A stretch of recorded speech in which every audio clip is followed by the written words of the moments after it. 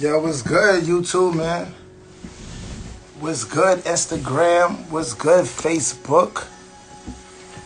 What's good, social media? Tune in, man. We're going to play one song, and then we're going to get into these Dr. Cory dialogues. What's goody? Tune in, share this, man. Share this. We're going to play one song, because this is a report back. And the documentary is one example of the ways that we reported back some of the work that we did over the last 3 or 4 years. So we're going to play some music. We might even get some documentary in here. But all three of these projects, the dissertation, the documentary, and the album, is some of the ways that we went to report back some of the stuff we learned from our families. Shout out to Indigo. Shout out to Risto. Tucson was good. We in the building. We're going to play report back, man, and get this party started. Dr. Cory dialogue. That's crazy. Anytime y'all see the glasses, these are my, when I was on the block, I used to wear glasses. Anytime I was selling drugs and I was trying to, shift the identity politics on the police that was lurking down the block, I threw on my little glasses. I clean up, take the hoodie off. So I've been on my Dr. Cory stuff, so I was just going back into that pedagogy. So Dr. Cory is, wearing the glasses. So when you see the glasses on, I'm in my hood pedagogy right there.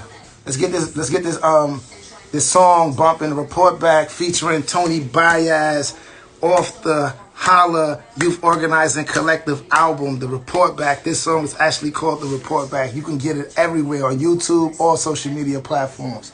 Shout out to Risto, our producer, who kept it popping the whole time. Share the live, man. We about to talk about the dissertation, all 9 chapters. We about to try to make it accessible. I don't even know how we gonna do this. I haven't even thought about the dissertation in a dissertation way in a long time. So this is gonna be fun and new for me too. I've been doing a lot of organizing and community and youth development with H.O.L.L.A, and the dissertation came out of that work. But the dissertation wasn't the work. So after writing those ideas in that particular structure and format, I haven't really touched it a lot.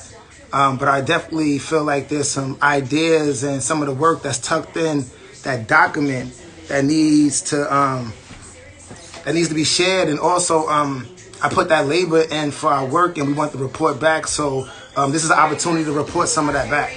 Let's play some music. I'm at home too, so you might hear the family and all that in the background too, so they're in the process as well. It's the report back.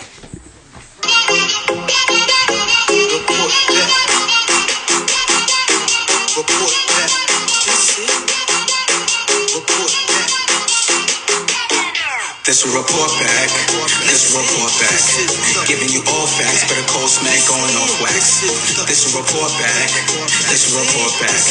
Giving you all facts, but a cold smack going off wax.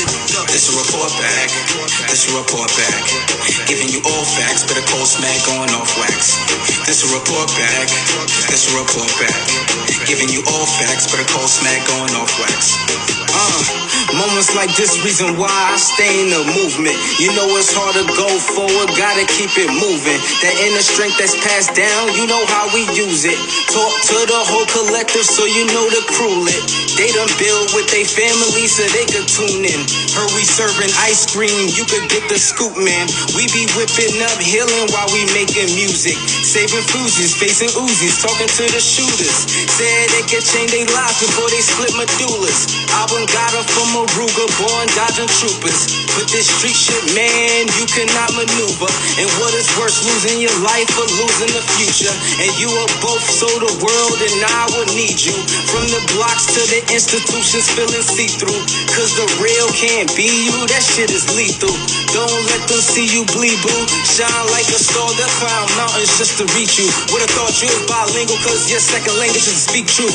Broadcasting the report back, there's no fit, just all facts. Those stories that we held back, we using those for a on raw stats. Going off wax, my balls black, no Carfax, what you call that? That short kid on the block had to have hard just to get his ball back. While he sleeps, you can hear cockbacks, it's a war zone, can't stop that. His mom told him never talk back, and you don't wanna know his pop that. This report back, this report back, giving you all facts, but a cold smack going off wax. This report back, this report back, giving you all facts, but a cold smack going off wax. This report back, this report back, giving you all facts, but a cold smack going off wax. This report back, this report back, giving you all facts, but a cold smack going off wax. How could it stay quiet? We pull up causing a riot. We got that work and they buy it. If you wanna say, but then pull up and try it. Money calling, I just had to get it. I was broke, so I made a decision. Fam need me, so I can't go to prison. In these streets, I'm a man on a mission. Share that live, share that live, share that live. Share that live. I want these problems, 38, we gon' pull up and solve them. Turn your man to a target, for the chicken, he gon' be on the market. You know how this goes, Hope Smith's all around in shows. Swap my heart so cold, only right that the chain on froze. This the report back, spin all facts. Hit a ball where the court at, you slipped up, I saw that. Nobody move, I need all that. I done came to fall for me to fall back. Came to fall for me to fall back, but a fall back, but a fall back. This a report back, this a report back, giving you all facts, but a cold smack going off wax. You got some books here too, man.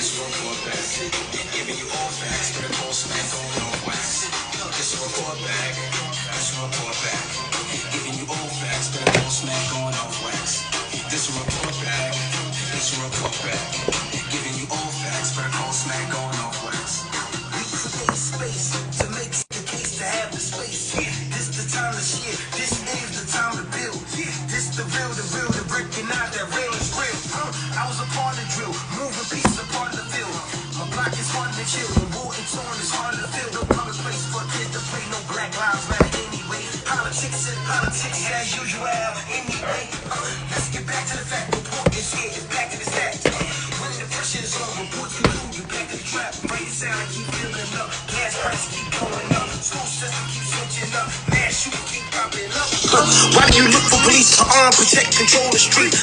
When they training for weed, we black, we deadly, we holding the heat. Shoot to kill, don't give them no chance and choke them out, don't let them breathe. Just stand while we report, innocent youth don't trust police. Police came with ACS, police locked they father up. Police beat down Rodney King, police help kill inmates. Police sick them dog enough, police work with the DAT.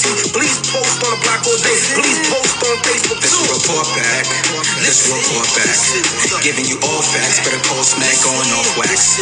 This report back, this report back, giving you all facts, but a cold smack going off wax. This report back, this report back, giving you all facts, but a cold smack going off wax. This report back, facts, but a cold smack going off wax. Yo, what's good? How's everybody doing? Can y'all hear me? Give me a 1 if y'all can hear me. Give me a 1 if y'all can hear me. Let me see if these headphones is working. Can y'all hear me? Can I get a 1? You can hear me. Give me a 2 if you can't hear me. Let me get a 1. All right, bet. So that was the report back, man. And we're going to get right up into this, man. Thanks, everybody, for tuning in and joining this conversation. Shout outs. I see the ones.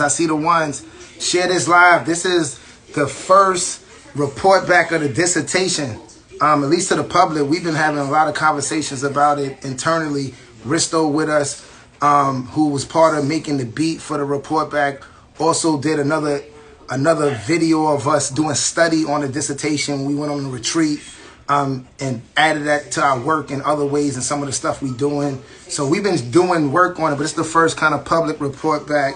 And this is called Dr. Cory's Dialogue. And we're going to have a 4-part series. And the dissertation is 9 chapters. And the title of the dissertation is called Grassroot Tales, Inward Journeys of Healing and Outward Movement Building.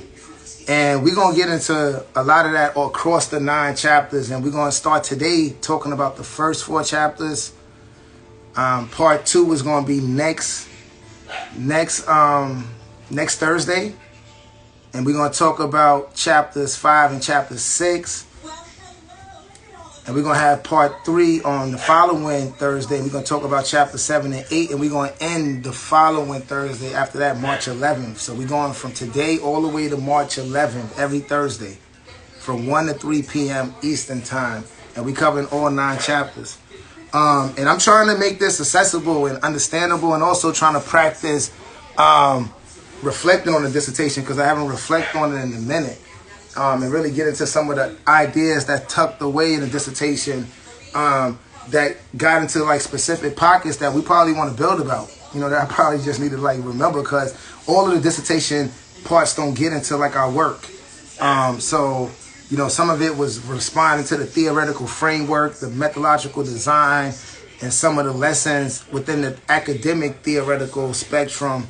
That's all the time we don't play within our grassroots movement work that we do every day. But some of those concepts and ideas is probably really important just to be sharing back with our community in general. This also is an opportunity for dialogue. So share the live, man. Get feedback, get understanding, build relationships, share knowledge, particularly community-specific and grassroots knowledge, non-traditional knowledge. And to be sharing that with our people. So we plan on doing these lives, but we're gonna record, like the live is gonna be saved and uploaded to our YouTube channel, H.O.L.L.A TV, on our YouTube channel. So you should be able to get all the lives on our YouTube channel. We're gonna start off by talking about me a little bit, then we get into the dissertation.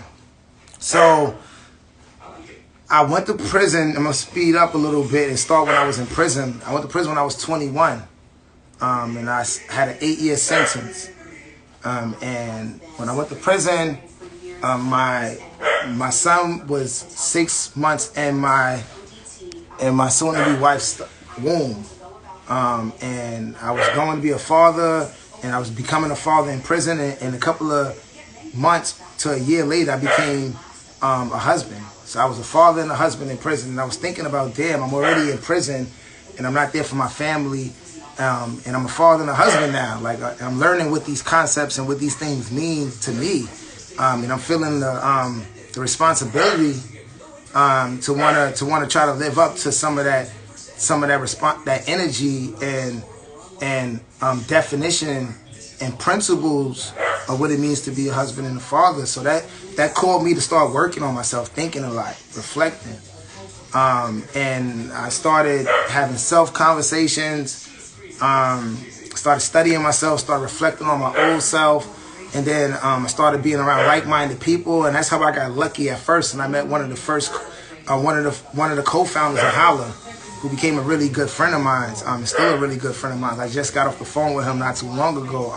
The brother Thomas Porter, A-Rocks, and I met him in Rikers Island, and he was on his own similar path. You know, he was a street identified, representing the Blood Nation, but he had a vibration and an energy about him that was deep. And me and him had many interpersonal sharings in prison on Rikers Island, not prison but jail, Rikers Island, on bunk beds, talking about our life, talking about what we want, who we want to be if we get out of prison, when we get out of prison, hoping we could beat our case. You know, like we was always in a dream, like, yo, we about to beat this case. Yo, when I get out, I'm doing this. But in some of those conversations, that was not about like street politics or trying to be, you know, a young, tough person in prison, was just about being human. We started talking about love and particularly my relationship with my soon-to-be wife and just our children. We always talked about our children and showed pictures of our children, and his son was a little bit older than my son, and just talking about like, damn, we want to be fathers, we want to be better. But I remember us getting a conversation because he was in the dorm with me when me and my wife Teresa got married, and he was like, yo, you really about to do this? I'm like, definitely about to do this. And he was like, you just trying to get trailers? You just trying to, when you go upstate, you trying to get visits? Like, what you doing this for? And I was like, nah, like I really want to like be whatever I was telling myself before, like a husband. I was thinking about this for a minute. So I was explaining to him like, yo, I want to like live up to like trying to be that. I think she gave a lot of love. She taught me a lot about love. And I also wanted to like honor that love back. I think that's real. So he didn't believe me at first, but like, you know, me and Teresa are still married 17 years later. So shout out to Teresa, shout out to Shaq, shout out to Alex. I see y'all in the building. So going on 18 years coming up in March. And we got married that March. You know, that was 2003. We got married. And I say all to say that that was some of the steps of me trying to like figure out how to be a better me.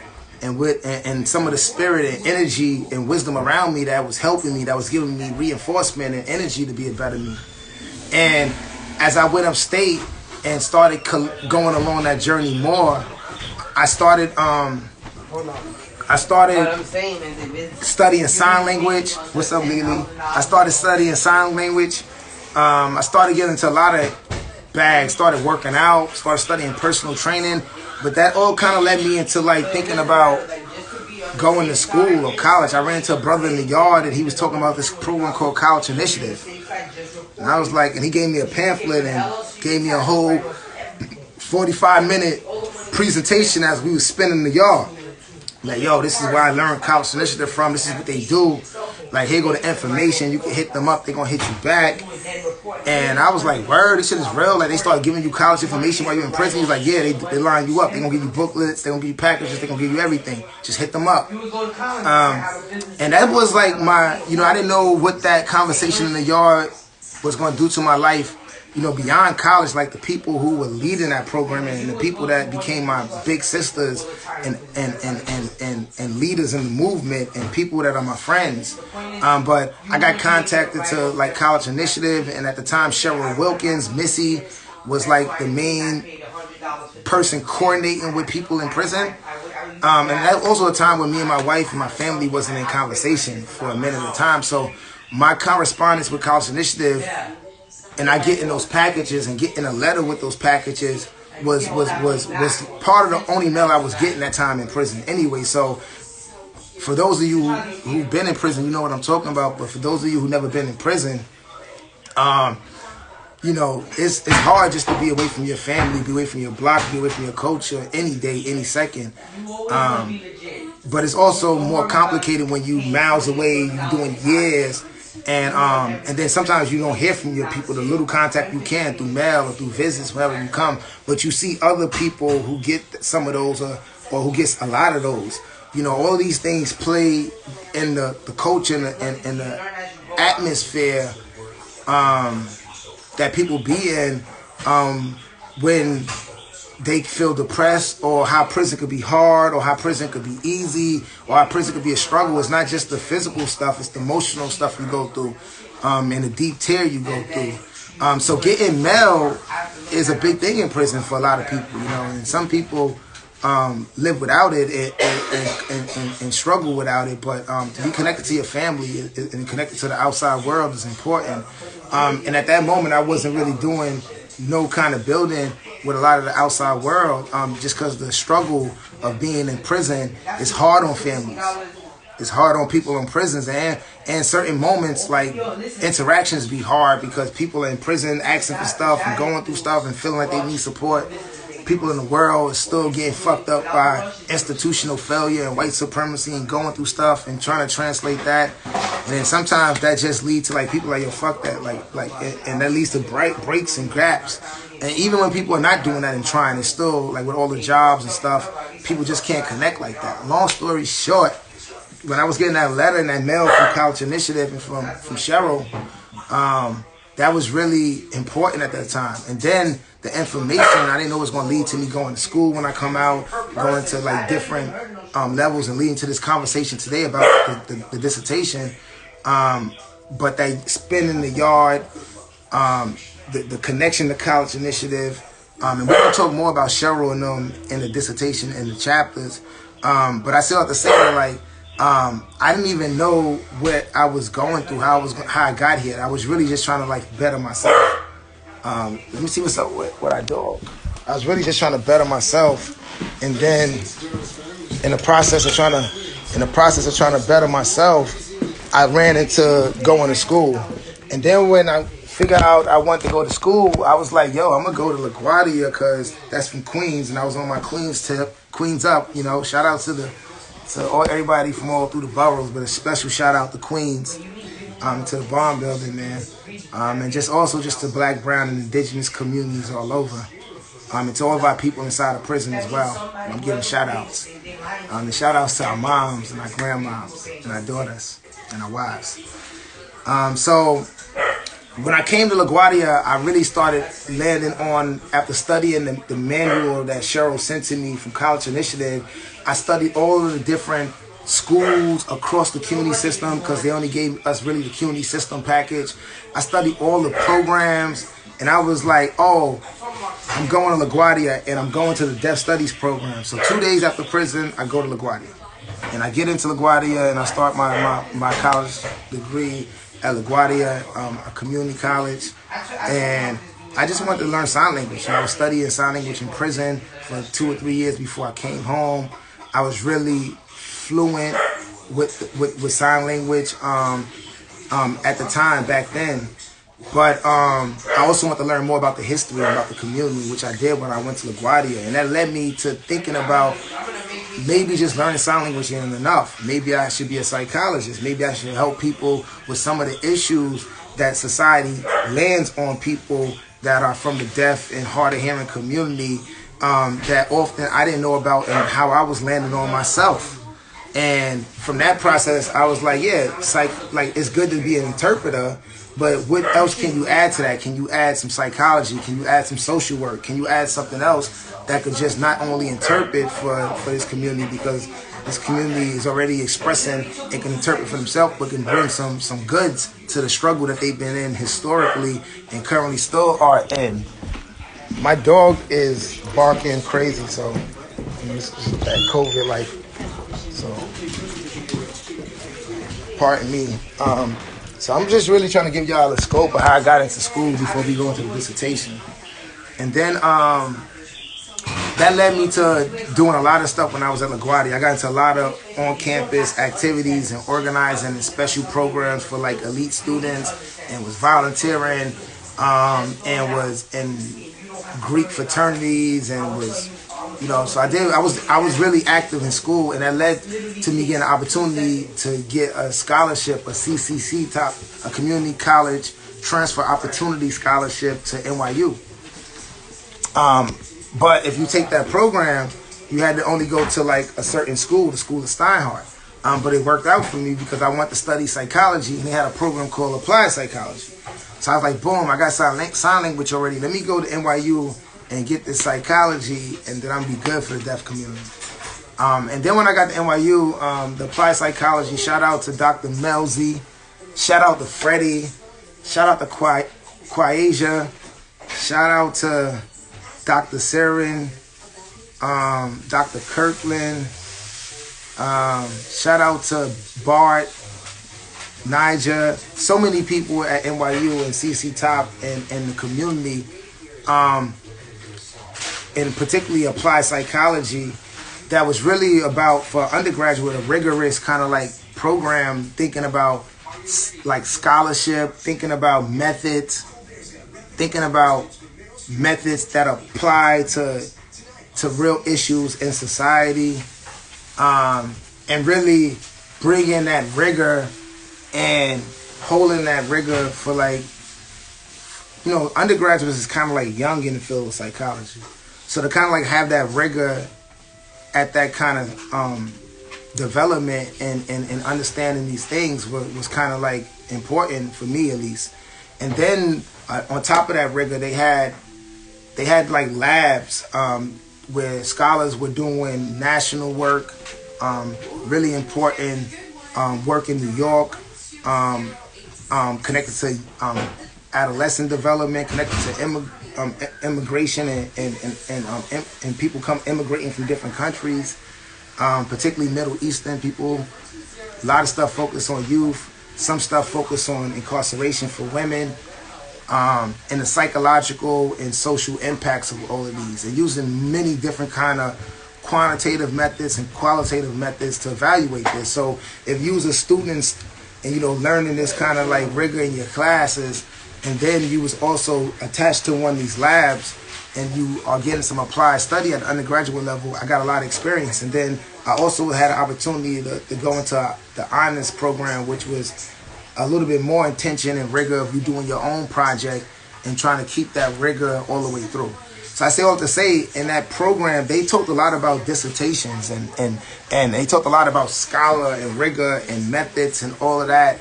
And then I started learning about, like, oh, there's more school after this. I didn't even know there was more school after that. And another thing to mention is before I went to NYU, even though I grew up in Queens, New York, I didn't even know what NYU was for, like, most of my life. Definitely before I went to prison. I couldn't even point to, like, yo, they go NYU. So for somebody who was definitely New Yeti in New York and thought I was all New York and know how to hop trains and get on trains, if you would have asked me, like, yo, where NYU is at, I couldn't even tell you. So when I got to NYU, I also had another deep experience that, like, I was about 30 because I just came home from doing an 8-year bid, and then I spent 2 years at LaGuardia finishing my community college degree. So most of my peers were, like, younger than me. They were, like, 21, 19. Some of them not even 21, 20. And they was coming straight from high school, and the NYU was a really elite, liberal school, so it's a lot of people coming from wealthy backgrounds and a whole lot of different experiences, even if they black, just coming from a way different experiences. And one of the main points I'm trying to land on right here is that, like, we did this project, me and Freddie, who was another student with me that transferred to NYU with me, with our whole program, asking them, how did they get to NYU? You know, what was their journey to NYU? We did a research project. We gave people, like, a sheet of paper, told them to map out their journey through colors, through draft, through poetry, whatever they wanted to do, and then shared to us what they wrote, what they drew. And we found out that, like, a lot of people who was there, like, from, you know, a lot of my peers came from different countries. A lot of our people was from different parts of the world. But, like, they knew that they was coming to NYU since they was, like, 2, since they was, like, 5. Some said it was my dream school since I was, like, third grade. Since then, so they just had a notion of being at NYU or seeing it. Oh, my father was here. My father was here. My mom's went here. So it was just deep to see how all of our journeys to NYU got there. And for me, like, I was just thinking, like, damn, a lot of people on my block, we just never think about this. And I was learning how, like, for some people, this is always in their conversation. This is like this is always like in their tradition, in their lineage. Their moms went there, their father went there. It was their dream school. They knew they was going there since they was in first grade, and they was writing their essay. And I think that gets into the dissertation in a different way when you think about, like, spirit and when you think about hope. And the dissertation talks a lot about spirit and hope. So I just want to uplift that. Long story short, in that part there, I started realizing that I could potentially keep going in school, and that's the first time I even thought about, like, going to a PhD program. At the same time, I started building relationships with Dr. Michelle Fine, the Public Science Project at the Graduate Center, while I was still a student, an undergraduate student at NYU. And I started doing research with them. I started studying with them. And they was telling me too, particularly Michelle was like, yo, you definitely should apply for a PhD program. You'll be a gift to a PhD program. And I support you in doing that process. And you should definitely apply to the Graduate Center as well. So that's kind of like how I started applying to a PhD program. I even got into, like, an understanding of what, like, a PhD is.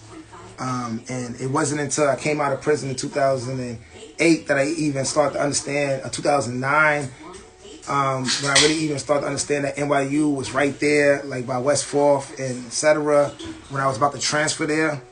And I still didn't know what a PhD was or what a doctoral program was at that time. And then going through the applied psychology program and going through some of that rigor that the program had in place and just trying to be my best version of myself, I kept stumbling into conversations about this. And then I thought maybe this is something for me because I didn't see a lot of formerly incarcerated people with PhDs. I also was really seeing how all of this kind of idea of, like, science, like theory, methodology, systematic understanding, how it could change policy, how it could change laws, how it build programs.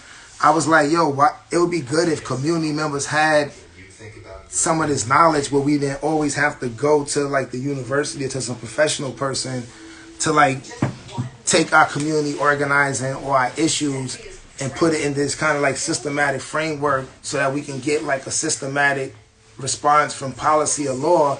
Because a lot of us, you know, for one, don't understand that knowledge and system is already local and black and indigenous ours that was snatched from us. But two, now that it's snatched from us, a lot of us don't know how to own it, don't know that it's ours, don't know what it means. And we often gotta like wait till like the researcher or the theorist or the scholars give us like the forecast before we can kind of like move on it. So in my experience, I've seen a lot of people who merge scholar activism. I've seen a lot of people that I learned from who are not even like in PhD programs or any professional institution, but are in grassroots movement legacy. We're gonna talk about some of that in the document. I mean, in the dissertation, that are scholars, whatever they call scholars in the academy sense, that are theorists. It was a combination of saying, how can I get some of that, bring some of that in. I also want to learn and relearn some of that because it was stuff that I didn't learn, that I've been disconnected from myself. And I also at that time thought that like getting a PhD was going to be important for some certain access and speaking a certain kind of voice in certain places. And I think overdoing the work while doing the PhD, I'm not sure if that's true to me now, but that's what I thought at the moment. That like, yo, if I had this PhD, that I would be in certain spaces and I'd be able to say certain things. And I do believe there's some truth to it, but I believe also just throughout the journey of organizing and being in a relationship with that I've still been able to get into spaces and build, and I've seen elders and other community members without PhD get into spaces to build when you're coming from a place of like authenticity, like study of your experience, study of history, and speaking about stuff that's about moving us forward. I think those things, regardless of what label you have, if you put that into a consistency praxis, it gets you into like the spaces that you need to get into.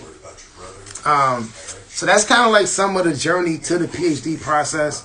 And then like when I was in the PhD process, I started in 2013, and it took me about 6 years, 6.5 years to finish the whole process of going through classes, doing first doc, second doc, dissertation proposal, and then writing a dissertation, analyzing it, getting feedback, and then defending it. So that whole process was a 6.5 year process. Some people do it in 3 years.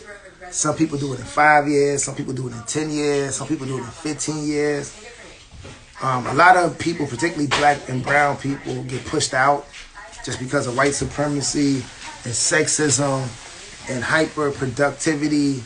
And the fuckery of like not honoring the personal and political, but like the lives of like certain individuals who make it to that university with their families, with their history carry, and how PhD responsibilities or hyper productivity and this kind of like most often Eurocentric notion of like care and like what scholarship is often don't think about how people are socially, historically situated in their families and in their communities. And scholarship is just saying, if you're not doing this, if you don't respond to these things, if you're not X, Y, and Z in this kind of like bubble, then you're not a scholar. So that put pressure on certain people, and certain people get pushed out. So shout out to that. Shout out to Alex, Truth on White Supremacy in the Academy, no question. What up, Q? Also talk about the going to school isn't just going to school. What you mean about going to school isn't just going to school? Say some more on that, Alex. What's up, Lily?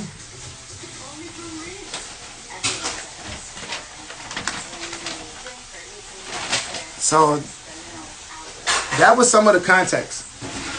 So I want to lay some of that out, you know, and it's a lot of stories within those stories about LaGuardia, about studying liberal arts, deaf studies, and transferring to NYU.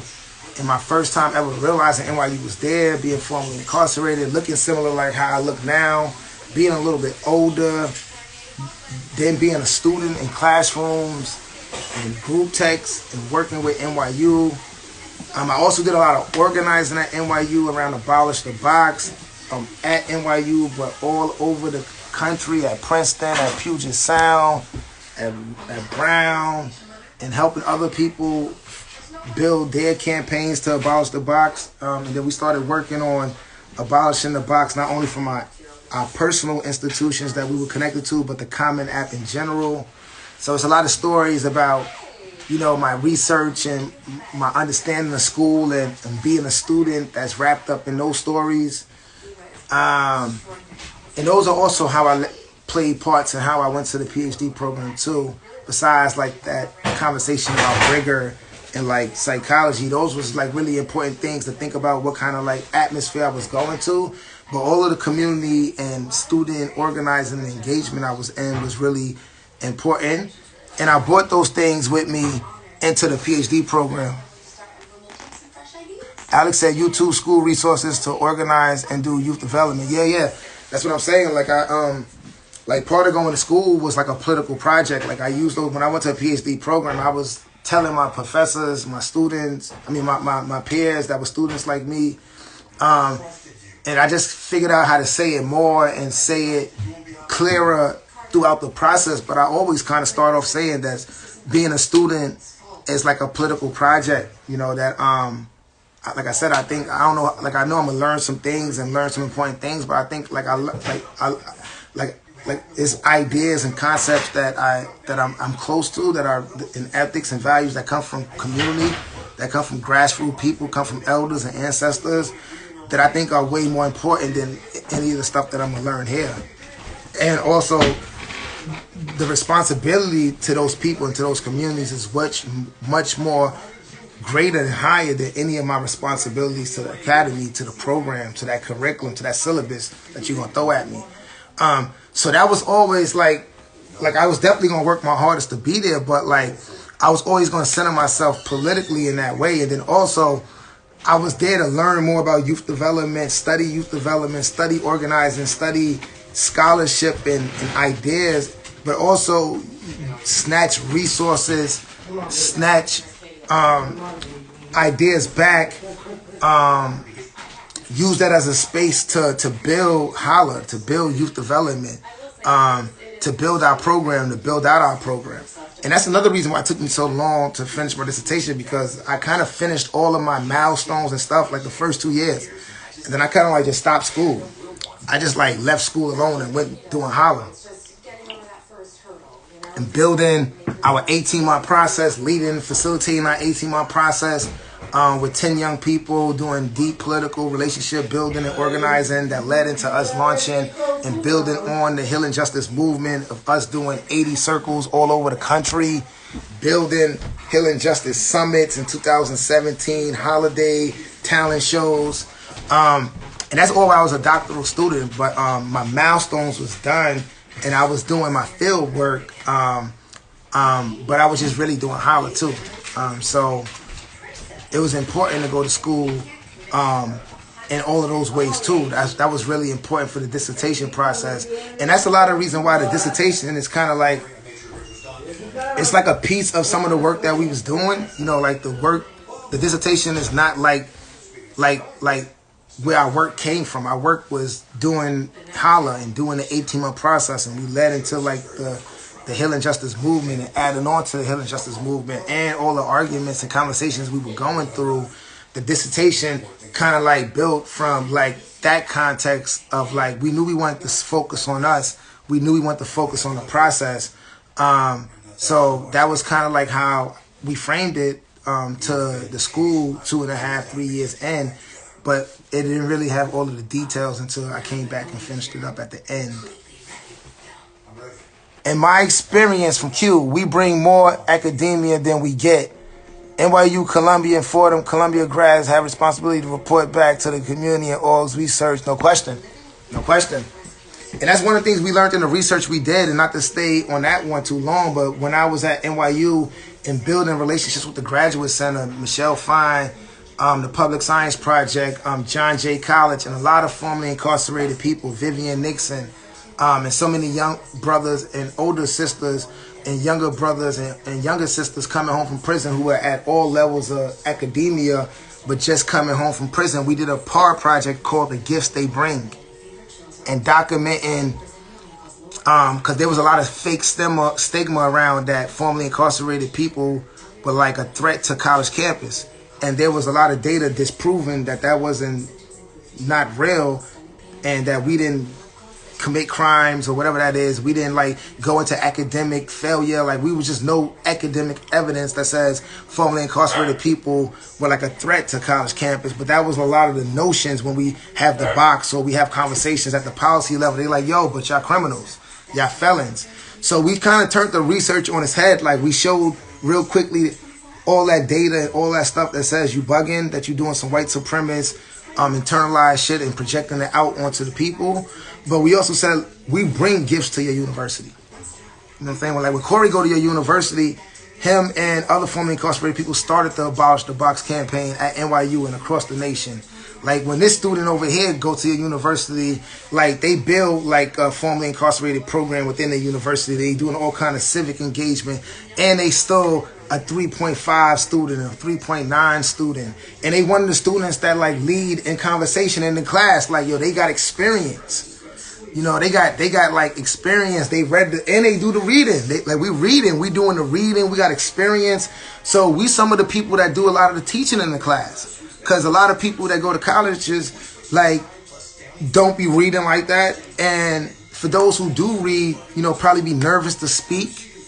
You know, because speaking in public is a hard thing. And people who've been in prison and people who come from that experience, like, not saying that all of those people are not scared to speak. I mean, have like expertise in speaking in front of public, but they, just the conditions, they got a little more journey in the build. Even to get to college, they probably had to build and share their story. They're like, yo, I'm trying to go to college now. This is what I like. So they got just a little more practice of sharing their story. So usually those students come, and when they decide to go to college, they come with a little bit of that wisdom. So they usually open the building classrooms, while other students, like, for whatever reasons, don't. And then with students who do build in classrooms, like, even the smart students who really, like, and what I mean by smart mean really do all of the stuff that's required of them. They study all of the readings. They think about the courses that they taking besides the courses, and they have all of that experience. And plus, but they only 19, 20, so they got limited experiences to life, to certain things. So people who are formerly incarcerated, like, they also add other life experiences to the text. Life experiences to the concepts that are being shared in the classroom. So we just learned so much of how formerly incarcerated people are just gifts to the universities, from the civic to the academic to the personal, social fabric of the university. So just shout out to that research right there, The Gifts They Bring. You can find that anywhere online if you type in The Gifts They Bring. It was a participatory action research project with a lot of formerly incarcerated people. Did focus groups, did analysis of videos. We drew maps, asking people what gifts they bring. It was also a policy work, really to shift policy at the missions. So it was a research design, particularly to shift policy. And a lot of the work that I later started being a part of at NYU and at other college campuses across the country come from that research as well. So it's research to kind of like really open up more organizing. So we at 145, man. Any questions, man? We got like another hour and 15 minutes, and we got to go through 4 chapters, man. And I'm over here running off. What questions we got? What comments we got? What's in the energy, man? This is dope. You helped me understand that it wasn't just good for grades, but struggling being who you are and grounding yourself with your duty and ancestry, because no matter what, you're a black person and a racist, no question. And that was the main thing I struggled with, you know what I'm saying? I was like, yo, if I'm going to a PhD program, I'm making sure I get grounded to the Center for the Leadership. I'm making sure I get grounded to H.O.L.L.A. I'm making sure I'm kicking it with my older sister, Kathy. Like, if I'm a dude, read all this theory or history of social psychology, then got to read the history of education and all of these theories and stuff, I'm making sure I'm talking to, like, my moms more, my cousins in Mississippi more. So that means I got to work harder, because if I'm going to put that energy in that cooker, I'm going to make sure I struggle, because you get washed. You know, it's a slow process, but I understand from doing this healing justice work, particularly with H.O.L.L.A the last 5 years, I understand the notion of this process called the cooker, or the process of called journeying. They similar, but they different. But to talk about the cooker, just think about making stew. You know, when you first throw in the meat or the broth, it ain't really that hot. And the longer you keep the stew on, the longer things marinate, start blending together, start cooking. You know, so certain things gotta cook longer. That was some of the stuff that came out of that. Any questions, any comments, any flow? So let's get into the dissertation, man. So, like I said, man, I haven't really dived into this in a while, man, and I'm excited to see what comes up when I look at it myself. So jump in with questions. It's not like a Q&A. This is just a way to kind of like build about the process, build about some of the ideas in it, like save this, record it, for me to study, to be like, yo, how you can make that a little bit tighter, for people to respond to it, give me feedback, see what's useful. So let's just go into it. Here go, like, I'm working off notes too, man. Got some notes, and this is the actual cover of the dissertation. Also, let me give you a shout out, like, my area, man. Anytime I did work when I was in school, that shit's a hard process. I always like worked in community spaces. Sometimes, a lot of times with students, but a lot of times I like had quotes in my head. Like, shit is hard. Sit down, write 5 hours, 6 hours, study mad stuff, and put your brain in and kind of hold ideas over hours, over days, connect them to other ideas. So it was a spiritual process for me, and some of that spiritual process was just like what books I had around me. You know what I'm saying? Like, what books was in my building? Like, what ancestors and elders I was like, yo, word, who am I pulling on? And a lot of these is here too because they like some of the references that I used in the dissertation. And others were articles, and others were quotes and poetry and videos. But this is some of the energy that, and you know, when I talk about certain ideas in the first 4 chapters, if any of these books come up or any of these reference points come up, I'll pull these up. But wanted to just show you, I always keep a quote, keep family, keep some energy. Like, because when I'm going into like writing or thinking, like, you know, you never like are the first person to think about an idea. Like, you ain't the first one to be smart, you know? Like, there's always energy and wisdom and stuff that you just building on top of. So I try to keep the ideas and the wisdom that I honor and respect, that I want to build on top of, that I'm lucky to have a chance to build on top of. And this is some of the wisdoms that was inspiring me. So once again, the name of the dissertation, or the title, was called Grassroot Tales, Journeys of Inward Healing and Outward Movement Building. And it was authored by myself, the Youth Organizing Collective of H.O.L.L.A, and my wife, family, and my wife, my son Cory, Anthony, the Sen family. And I don't know if you can see this, man. Shout out to YOC, man, the Youth Organizing Collective. That's us in session during the 18-month process. And a lot of this research is captured in like an 18-month youth organizing, training, development process that works from a non-traditional approach. Shout out to MASH. See, MASH just jumped in. MASH is in the picture too, man. How you doing, MASH, man? Miss you, man. Sending you love and spirit. Let's read the abstract. An abstract is a quick version of the whole thing. And like, you try to say 900 pages in like 2 words. So the abstract says, like, this dissertation is rooted in liberation psychology. And that's like in chapter 4. We talk about epistemology. And epistemology is like a term that means like, how is knowledge created? How is knowledge produced? Like, what is your ideas of how you make new knowledge? What is your ideas of what knowledge counts? You see, I said what books I got around me. I could have had like Floyd. I could have had Puget. I could have had a bunch of white psychological theorists around me because they made a lot of literature and empirical scholarship. You know what I'm saying? So I could have definitely did that, but that's not the knowledge and the creation of the knowledge that I'm pulling from. So epistemology is just saying like, yo, how you create knowledge? Why you think that's knowledge? How you know that's knowledge? Why you gonna do that knowledge and not that knowledge? So this dissertation is rooted in like a liberation epistemology. We're gonna talk about epistemology more.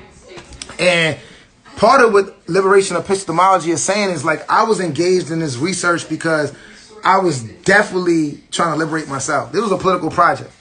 Like I was not, one example is like if I was something was going on at home with like my family and blah, blah, I was not like shutting all of that down all the way just to do assignment. I was just telling the people like, yo, I'm not doing that assignment.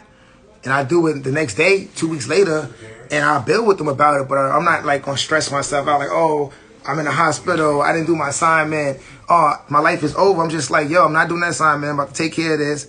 And I'm still gonna do the assignment. I'm gonna put my heart in doing the assignment, but like I'm just centering my liberation and my family liberation before I center like the school and whatever syllabus you made that don't think about my family, that don't think about we might be going to the hospital. Like we historically poor, we stay in the hospital, we stay broke, we stay with no lights on. Your syllabus might not understand that, and then we just gonna figure that out together. But there's also ideas and political stances in academy that I run against, even in a critical program, that I'm like, I don't know if I'm going that way with.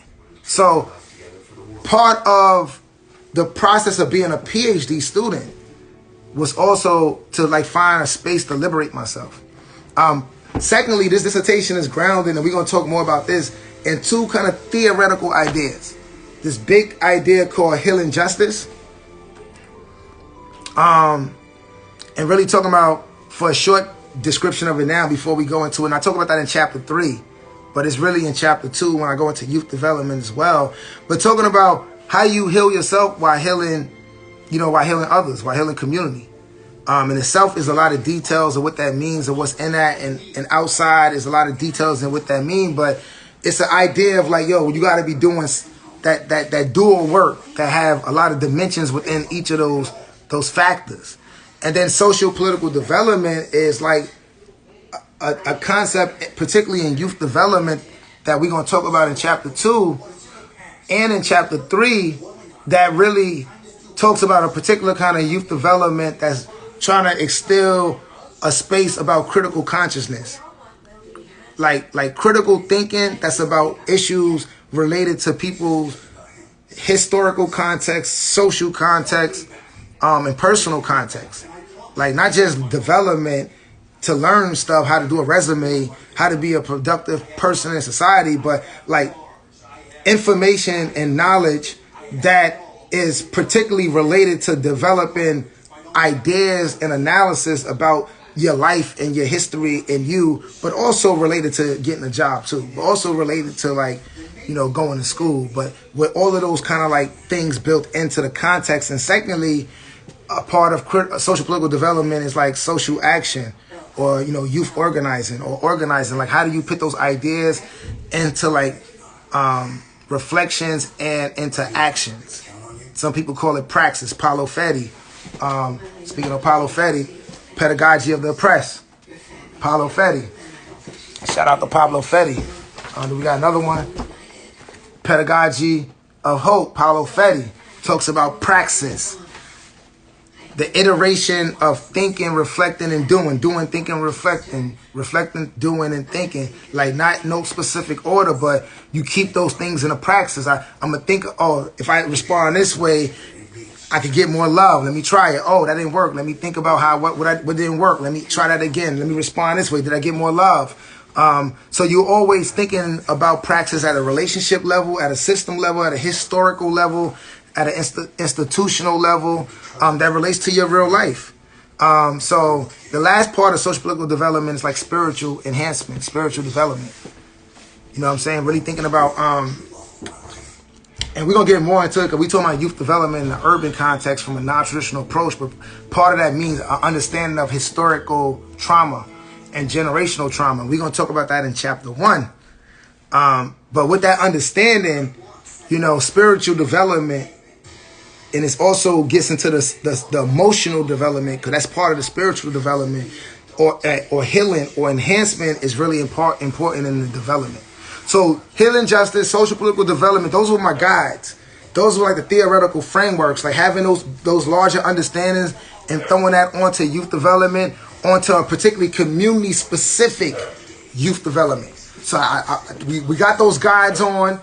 H.O.L.L.A comes from, and we're going to talk about that in chapter 2, from a grassroots tradition, particularly inside a prison, particularly grassroots movement. So a really community, non-traditional approach of youth development, and using those theoretical frameworks to really think about how do young people build spirit and sustain collective hope for individual development and building grassroots movements. You know what I'm saying? So that's kind of what the dissertation was talking about. Like what are the possibilities of bringing 9 young people together who got similar realities to dream together and then turn those dreams into movement. You know, so that's some of the abstract. I started the dissertation because dissertations usually start off with acknowledgments, talking about like, yo, who you giving honor to. And at H.O.L.L.A, you know, in our family, we usually always talk about our elders and our ancestors. And I started the dissertation off with a poem. One of the poems that I've been doing lately, we've been doing lately in our Healing Justice 2.0 circle and community development work, to really bring vibrations, to open up sessions, to open up healing circles, to show people how we come in a good way, and to show people what energy we coming with. So I'm actually going to give y'all that poem, because I just want some of that to be here. But it's kind of like I start the dissertation off with acknowledgments, saying that, like, you know, first and foremost, I want to acknowledge and thank my ancestors who are always with me and with us. You know, I must acknowledge that my ancestors are a guiding force. And I go down and name a bunch of ancestors, and it leads into saying that the dissertation is dedicated to my ancestors. And I started off by saying, this is for my ancestors, particularly the ones that stand with us and plan with us. I'm talking about a pedagogy of patience. They still waiting for your transformation and for us to heal from all the steel blazing and generation after generation of living out the plantation. This is for our ancestors, particularly the ones that get killed for you, sacrifice and build for you. I'm talking about indigeneity without no regulation. Coaches are education. Emotional communication. Vulnerability is what we embracing. This is for our ancestors, particularly the ones that love you when they don't got to, but love you because they got you. This is for our ancestors, particularly the ones that stand with us and plan with us. We talking about a pedagogy of patience. They still waiting for our transformation and for us to heal from all the steel blazing and generation after generation of living out the plantation. That was for our ancestors. So I started off with that poem and giving shout outs to our ancestors. And then I go into a deep shout out to my wife, Teresa, and talk about how she's important in my development and what I learned from her, how that's connected to like a lot what the dissertation is about, particularly about journeying. And then I segue into my son, Cory, and talk about how important he is and how a lot of connecting to my legacy and thinking about what legacy I want to leave or be a part of started when I started connecting to him, which is a lot about what this dissertation is about legacy. And then I go into my mom's, give her acknowledgement, shout out to Mother Green, and talk about how my mother is like, come from like all, not all, but many traditions of like black people, at least in the Western world, like the South, you know, the migration, you know, Jim Crow, crack epidemic, war on drugs. And she just keep going on anyway. Like, she just one of those black people that struggle and just keep going on anyway. And also lets me know that, like, you know, we carry the lineage of our peoples through those journeys, and his wisdoms and all of those stops and who we are and who we are today and how we got here today. So I honor that. And then going into my mom's, who's from Mississippi, I just honor like the Mississippi roots. And the acknowledgements like my aunts, my cousins, the lessons and the fabric that we get from Mississippi. And then my mom's moved to New York, and particularly Queens, the Bomb Building, and the Bomb Building is what raised me. And a lot of who y'all see and like what I think about, like swag and theorizing street epistemology, come from like so many people teaching me at the Bomb Building, and just being fortunate enough to grow up at 96th Street in Queens. And then another part of my family, my mom's history is Chicago, because a lot of us moved to Chicago, and really grounding like our cousins and our aunts in a house that we bought in Chicago, and that journey from carrying our lineage from Mississippi to Chicago. So I grounded all of that.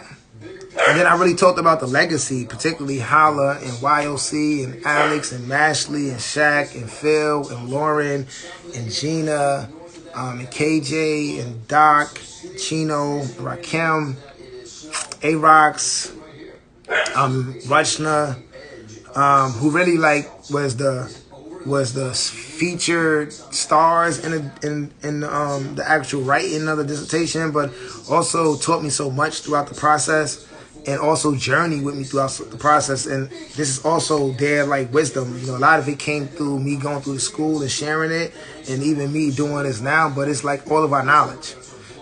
So definitely wanted to give a shout out to H.O.L.L.A, and that also goes to like the Bedford Hill sisters, the Greenhaven think tank, the Resurrection Study Group, and really like that echo of currently and formerly incarcerated people doing really important work on themselves that translate to work in their families, work in their community, that spreads across to all of us, and we hope to be more of that, and we just definitely got inspired by that.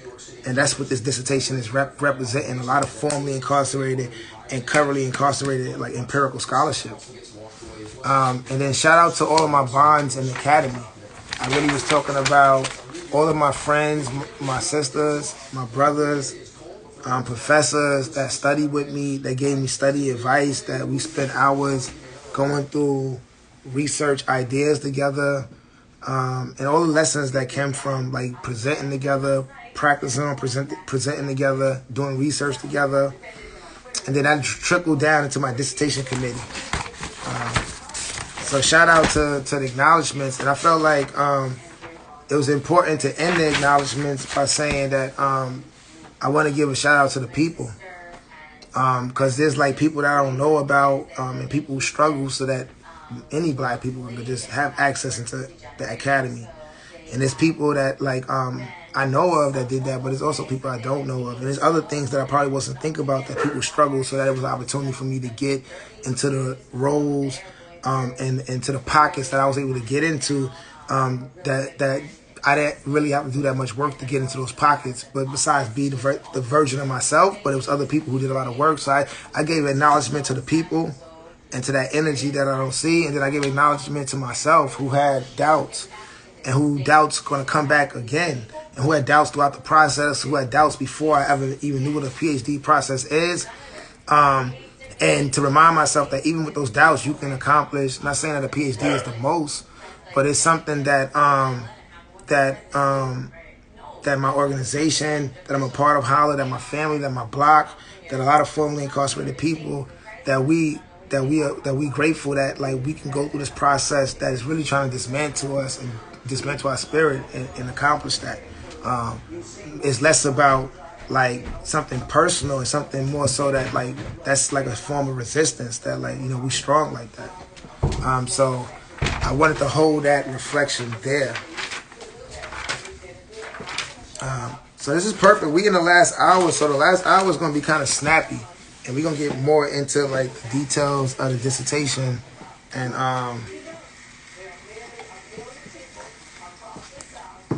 if folks want to kind of like hear some of that story and some of the context, you can like listen to like the first hour. And if you wanted to hear some of the ideas specific to each chapter, you listen to like this last 45, 50 minutes. So chapter 1 is really focused on the problem. Oh, before we go to chapter 1, sorry. There was a section that I call the preface. And it comes right before chapter 1, and it's called it's really to lay out a formation of this concept that I'm calling journeying. And I really start off by saying I'm journeying from multiple standpoints. Like, I'm a street person, I'm a formerly incarcerated person, I'm a father, I'm a husband. I'm from Mississippi. I'm in this PhD program. I'm a heterosexual dude. Yeah, and I grew up in Mississippi and Queens. And I'm really the foundation to the creation of H.O.L.L.A, and I'm one of the main facilitators of the youth program Understudy. So I said I'm journeying to this dissertation process with all of those standpoints, and those standpoints are important. And then I secondly say that journeying is a choice. And I say I'm choosing to journey with all of those standpoints into this dissertation and not really shy away from those, because as you're going to see in my analysis and in my research methods and activities, like, those things are important in theoretical frameworks. Those things are important to the process. And I say that journeying is also an intentional movement towards building more healthier relationships with yourself and with other people. Like, the concept of journeying is like another way of saying, like, oh, stuff, I want to know myself more. Oh, stuff, I want to know my mom's more. I'm about to have a dinner with her and ask her questions I never asked her before. Like, journeying is kind of like this concept of saying, like, oh, I'm about to get in a bag where I want to know me more. And I want to know me more in a healthier way. And it's not saying that you don't know yourself more or that you're not healthy, but it's saying I'm going to intentionally do that and get better and know it more. And it's also an intentional process done with yourself and your family and your community. So that could be blood family, that could be spiritual family, that could be communal family. Like, journeying is like not just something you're doing with yourself. You got to be doing that with yourself in relationship with the people you love or the people you call family, whether that's blood, spiritual, or community. The other big thing that was really important in journeying is that, like, that's kind of like how I'm saying black and brown indigenous people create the definition of change and understanding ourselves. It's like through journeying and overlapping that journeying with multiple versions of yourself, like not just being a black man, but how you journey with black women, how you journey with black queer people, how you journey with young people, how you journey with the people in your church, how you journey with your ancestors. So journeying, and like not just know them and know where they from, but how you know them and they know you. And how do you honor that, and what ways and you honor that with them. And a lot of that is depending on our blackness, our brownness, our indigenous, and our intersection. We might know a lot about being black and brown, but we might know very little about certain intersections. And in those intersections of being queer, being an elder, being formerly incarcerated, being a woman, being a man, being gender non-conforming, there's deep knowledge of, like, you don't really know me. I don't really know you. I don't really trust you. There's a lot more journeying that can happen for all of us in those deep pockets. And journeying is an intentional practice saying, can we know each other in those ways that could bring us closer? And it's like, it's the relational, emotional, and spiritual side of movement building that usually talk about what's the campaign, what's the analysis, like what's the idea, what's the power, you know. But when you're doing all of those things, you got to build relationships, and that takes emotions. And relationships get hurt by ideas and by strategy and by stuff, and that's also draining. And doing the work is draining. So journey is also saying, like, how do you learn and pay attention to the emotional, spiritual, and relational aspects of movement building as you are trying to heal and liberate through the other praxis-based concepts of movement building. So journeying was like a pretext, because this dissertation in itself is talking about multiple identities that I journey with. It's talking about how H.O.L.L.A is an iteration of other formerly incarcerated and currently incarcerated non-traditional approaches of youth development and community development. So the idea itself is a journey. And then it's talking about, like, how some of the work we did with community, how it bubbled up over time, and how healing over time is a journey. And particularly going to chapter 1, when we talk about the problem. And this is another reason why journey is important, because the way that the dissertation framed the problem is around violence. And we start off with an opening quote. We first say that historical, structural, and interpersonal forms of violence. That's kind of like the intro title. And then we use a quote from Dr. Joy DeGary that says, although slavery has long been a part of human history, American chattel slavery represents a case of human trauma uncomparable in scope, duration, and consequence to any other incidents in human enslavement. And then I go on to say the purpose of this research is to engage healing as a response to the problem of violence. And the way that I'm grappling with violence is saying that it has historical elements to it. It has structural elements to it. It has interpersonal elements to it. And the forces of those things in between each other, coming from the historical force, bleeds into like an intrapersonal aspect of the violence where you internalize certain things. So we talk about history, structures, interpersonal, and internalized violence. And I start off by talking about the historical or historical analysis of violence, really highlighting the work of Dr. Joy DeGary and really the book on post-traumatic slave syndrome. And Dr. Joy DeGary really talks about how black people, particularly in the context of America, since the, you can think about the you can think about the context of chattel slavery and the 400 plus years that black people were in bondage. But she also goes on to map out no healing or no wellness or no deep like taking care of took place during that time or after that time for black people.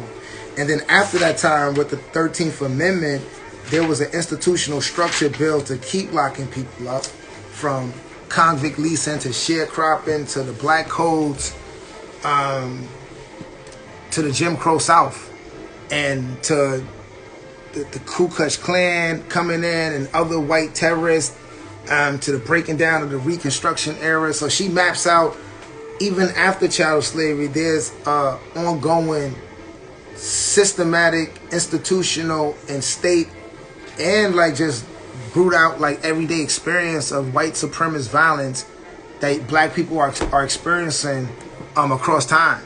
And she maps all of that out as like that leads to post-traumatic symptoms and realities in our development and our understanding of community, our understanding of relationships, our understanding of behaviors that comes from this kind of context. So that was really important for the dissertation, really outlining this historical analysis of trauma and generational trauma and how it's passed on across generations. And that black people today is still experiencing new iterations of that same trauma and still having healed from many of the previous iterations of that old trauma. And then the second big idea in that historical trauma is really pulling on indigenous scholars, Mary Yellow Horse Braveheart theoretical framework of historical trauma and unresolved grief, and talking about there's a pain when there's a harm and a violence when your pain haven't been acknowledged. So we talk about this historical trauma, and we talk about chattel slavery, and we talk about when the 13th Amendment was instituted after chattel slavery, the Emancipation Proclamation, and still violence structurally was enforced on communities, and even just letting people out of bondage, somewhere between 1 million and 4 million black people were released from slavery with no jobs, no homes, and a lot of them was separated from their family. So that also was a traumatic experience of releasing from slavery. So just in one spirit, being free from bondage was healing, but the way that they was released from slavery was another deep pain that is historical, that's still contemporary. That we don't know how to be our family. We don't know where our families are at. We still haven't got houses, and we still don't got homes or land to call our own. That's still seen in our everyday life today. Back to Maria Yellow Horse Braveheart, theoretical understanding of unacknowledged grief, historically unacknowledged grief. That like there's a violence when your pain haven't been acknowledged. Like when people just don't recognize you going through something, and then that's passed on through generations. And there's also a pain when like people are not accountable to like harming something, like when no accountability happens, no acknowledgement, no accountability. So that's a spiritual kind of hurt when you just kind of like feel like, yo, damn, somebody could like just take my land and like, you know, that just happens. Like nobody says nothing, nobody cares about it. Somebody could like just, you know, take my daughters, you know, take my, you know, snatch my children, snatch my culture, you know, keep it, and like you begin to gain a spirit over time, over weeks, over, you know, over years, over centuries, that could move you away from who you are, that could cause a deep pain of you internalizing it, you know, of it being in your interpersonal relationships, or you thinking that might be regular, or just you not having an opportunity to dream or live in a space outside of that kind of understanding. So, and also, yeah, like that unresolved grief is really getting at the spiritual wellness that is needed at the divine level of humanity. Like, for us to be humans, like we got to see each other, you know, and part of like the divine level of like seeing each other is like just knowing when we hurt each other, saying sorry, acknowledging when we hurt each other. So you could write history, you could change schools, you could do all that, but if people at the divine level can't even acknowledge it, like you've been hurting me, like the question of like spiritually, are you being seen? As a human, are you being seen? I think unresolved grief, historically unresolved grief, really gets to that. So that was kind of really the outline for like the historical piece on violence. Then really pulling on black feminist ideas and intersectional analysis of violence, really started thinking about the structural impacts of violence, and really pull on the Combahee River Collective, who came together in the early 70s to really define their politics. They were a group of black feminists committed to struggling at the intersections of violence.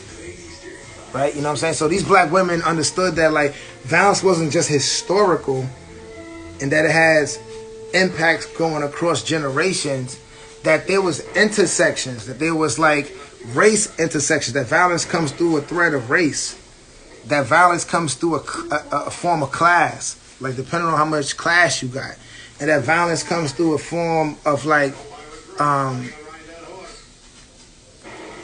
you know, gender, you know, sexuality, you know, and that you got to understand that these forms of violence, although they could all be historical, that you need to understand that the different lenses and the ways that these violences come in the race, in the form of gender, in the form of class, and think about them simultaneously. So shout out to our black women, and shout out to the Combahee River Collective. But there was many, you know, sisters from Bell Hooks to Patricia Hill Collins, who really talked about standpoint and really understanding the formation of violence. So H.O.L.L.A, the dissertation, we really wanted to think about the historical, but understand that violence works through the intersections. And then another sister, Jamila Lyscott, really talks about, you know, like the different layers of violence too. So not only at the intersection, but the different layers within the intersections. So we got historical, we got the intersections, and then we got layers. And she named these layers as like, you know, you have at the idea, you know, certain ideas can inform like violence because they have certain notions about other people. And then she said, like, you know, going back to the institutions, you know, there's like institutional forms of violence. And then, like I said before, the violence works at the interpersonal level. You got the idea, the ideological level, you got the institutional level, you got the interpersonal level, and then you got the internal level when you internalize it. So, you know, we lean on our sisters, and we lean on particularly black radical feminist ideas around intersecting notions of violence at multiple intersecting locking points, but also at multiple levels within those locking points. And then within that, our dissertation and its work really focused on violence at the interpersonal level. We pull on Miss Kaba work and a lot of folks, in the Oakland area who've been doing work on transformative justice, and a lot of just women doing really important work talking about how do we have accountability and love and transformation that don't rely on the system. So a lot of the work talking about violence and how all of that historical and structural gets embodied in interpersonal dynamics really gave us a space to talk about how is some of our communities internalizing this violence and how it plays out amongst each other, and then how we internalize it, how it plays out in our own self-esteem and our own emotion and our own ideas about ourselves. And then another part of that violence was just mapping out formerly incarcerated and currently incarcerated people's notions of violence and of the criminal punishment system as a new or continuation of chattel slavery. So shout out to the Greenhaven think tank, the Resurrection Study Group. Shout out to the formerly incarcerated, convicted peoples and family movement. Shout out to Daryl Atkins, Susan Burton, Vivian Nixon, Norris Henderson, Deanna Hopkins, Eddie Ellis, Tina Reynolds, to George and Courage, just to all of the formerly incarcerated and currently incarcerated people who really been talking about an analysis of violence, particularly from the punishment system for a long time. So we uplifted that. And then we kind of ended the section on violence talking about how that lands on youth development. Like that historical, structural, interpersonal violence that's in our homes, in our schools, in the institutions, in our neighborhoods, that still haven't received its grief, that we still haven't got social accountability, that lays onto young black, brown, and indigenous people, like the impacts of chattel slavery and contemporary systematic oppression snatch away dreams and ancestors and elders and community, and replace them things with drugs, with fear, with heterosexism, interpersonal violence, firearms, sexism, lack of self-esteem, no rituals, and more trauma from institutions that like dehumanize us. So this dissertation really talks about, we wanted to examine how do young people heal from that historical, structural, interpersonal, and internal violence, and really thinking about the punishment system as a thread within that whole violence, and really focus on a community-specific approach, a non-traditional approach to youth development and community organizing that's thinking about that history and how it plays into like youth development, and how can we study what we learned from applying this community-specific approach to respond to that historical, structural, interpersonal, and internal reality that our community is facing when it comes to violence. So that was chapter 1, man. That was chapter 1, the problem, breaking down violence. Any other books that I want to highlight here? Well, I can highlight Donna's book. Here go a formerly incarcerated sister, Donna Hilton, A Little Piece of Light, talking about her experiences inside of prison. She's one of our elders, one of the sisters that come back into the dissertation again with Kathy and the rest of the Bedford Hill sisters in chapter 2. But she's also part of the analysis on violence that formerly incarcerated people have on the system. And some of her work is highlighted in chapter 1 when we talk about what violence means from a formerly incarcerated perspective.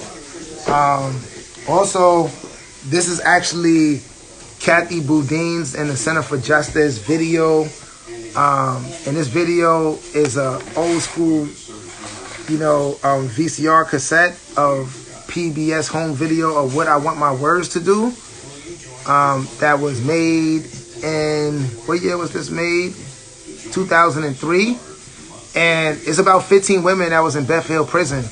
And they was doing poetry, sharing their stories. Some actors came in and started working with them, and another facilitator around healing was working with them around sharing their stories and what they went through as women in prison, before prison, and really talking about what they want their words to do. And they did a dope like monologue where the actors Rosie Perez and others shared their stories. But this video shows them going through that work and shows them having hard times trying to get some of their story out, but also the importance of sharing their story. And when we first heard this video when the co-founders of H.O.L.L.A was in prison and we was thinking about building H.O.L.L.A. So this is also really important to our legacy, because we learned a lot about healing and just our family and what people are doing in prison by looking at this video. But also this video highlights the analysis on that formerly incarcerated people got about violence as well. So let's go into chapter 2, man. Chapter 2 is right here. And this is really talking about youth development. This is a picture of one of our healing circles during the time of the research and time of our 18-month process, where our young people were going through an intense 18-month youth leadership and transformation process. And we call this chapter Community-Specific Approach to Youth Development, because it's a long chapter, probably one of the longest chapters in the dissertation. It really starts off with two big ideas, talking about healing and then talking about this idea of youth development. And then I ended up by talking about where the research took place at and really mapping out who H.O.L.L.A is, which I've been kind of doing already, and where H.O.L.L.A was grounded at, and where this youth development program that we're going to learn more about, like what is it situated in. To go really quickly through a lot of deep knowledge in this chapter 2 that's really focused on what's the story of youth development and healing. And the healing component is 3 major threads that I snatched to bring into this dissertation. The first major thread is like ideas, research methods, and practices in social psychology, particularly participatory action research within social psychology, that I felt like captures the notion of healing in like research, praxis, methodology, community, academic, that like the embodiment of the entire praxis is healing. And definitely certain components of it is healing as well. The second major idea, which is a theme throughout the whole dissertation, is that I pull on black feminist radical ideas and standpoints around healing and practices and notions around healing. So pulling on black women, because I feel like black women are some of our best teachers, and if you go back to ancient Kemet, probably our first teachers when it comes to like wellness and family and community and being connected to like the divine or humanity or to yourself or to your spirit. So we pull on the more contemporary black sisters, from Bell Hooks to Kimberly Crenshaw, to Angela Davis, to Audre Lorde. We got a lot of them. To Tony Concabe-Mbara. And we really ground like the healing of black women and at the second point that I want to pull into this dissertation. And then the third point of healing that we pull into the dissertation is once again pulling a thread all the way through this conversation. It's like indigenous worldviews of healing. And usually when people say indigenous, we typically go to what some people call Native Americans or people from Turtle-Island. And I'm definitely leaning on our brothers and sisters right here from Turtle-Island. But when I'm also saying indigenous, I'm talking about African indigenous, but I'm also talking about indigenous worldwide, and talking about, most indigenous people have, although they're from different cultures and different geographic locations, they have a concept and a relationship and a connection to ancestors. They have a concept and a connection and a relationship to cosmology, stars, the moon, the sun, matter.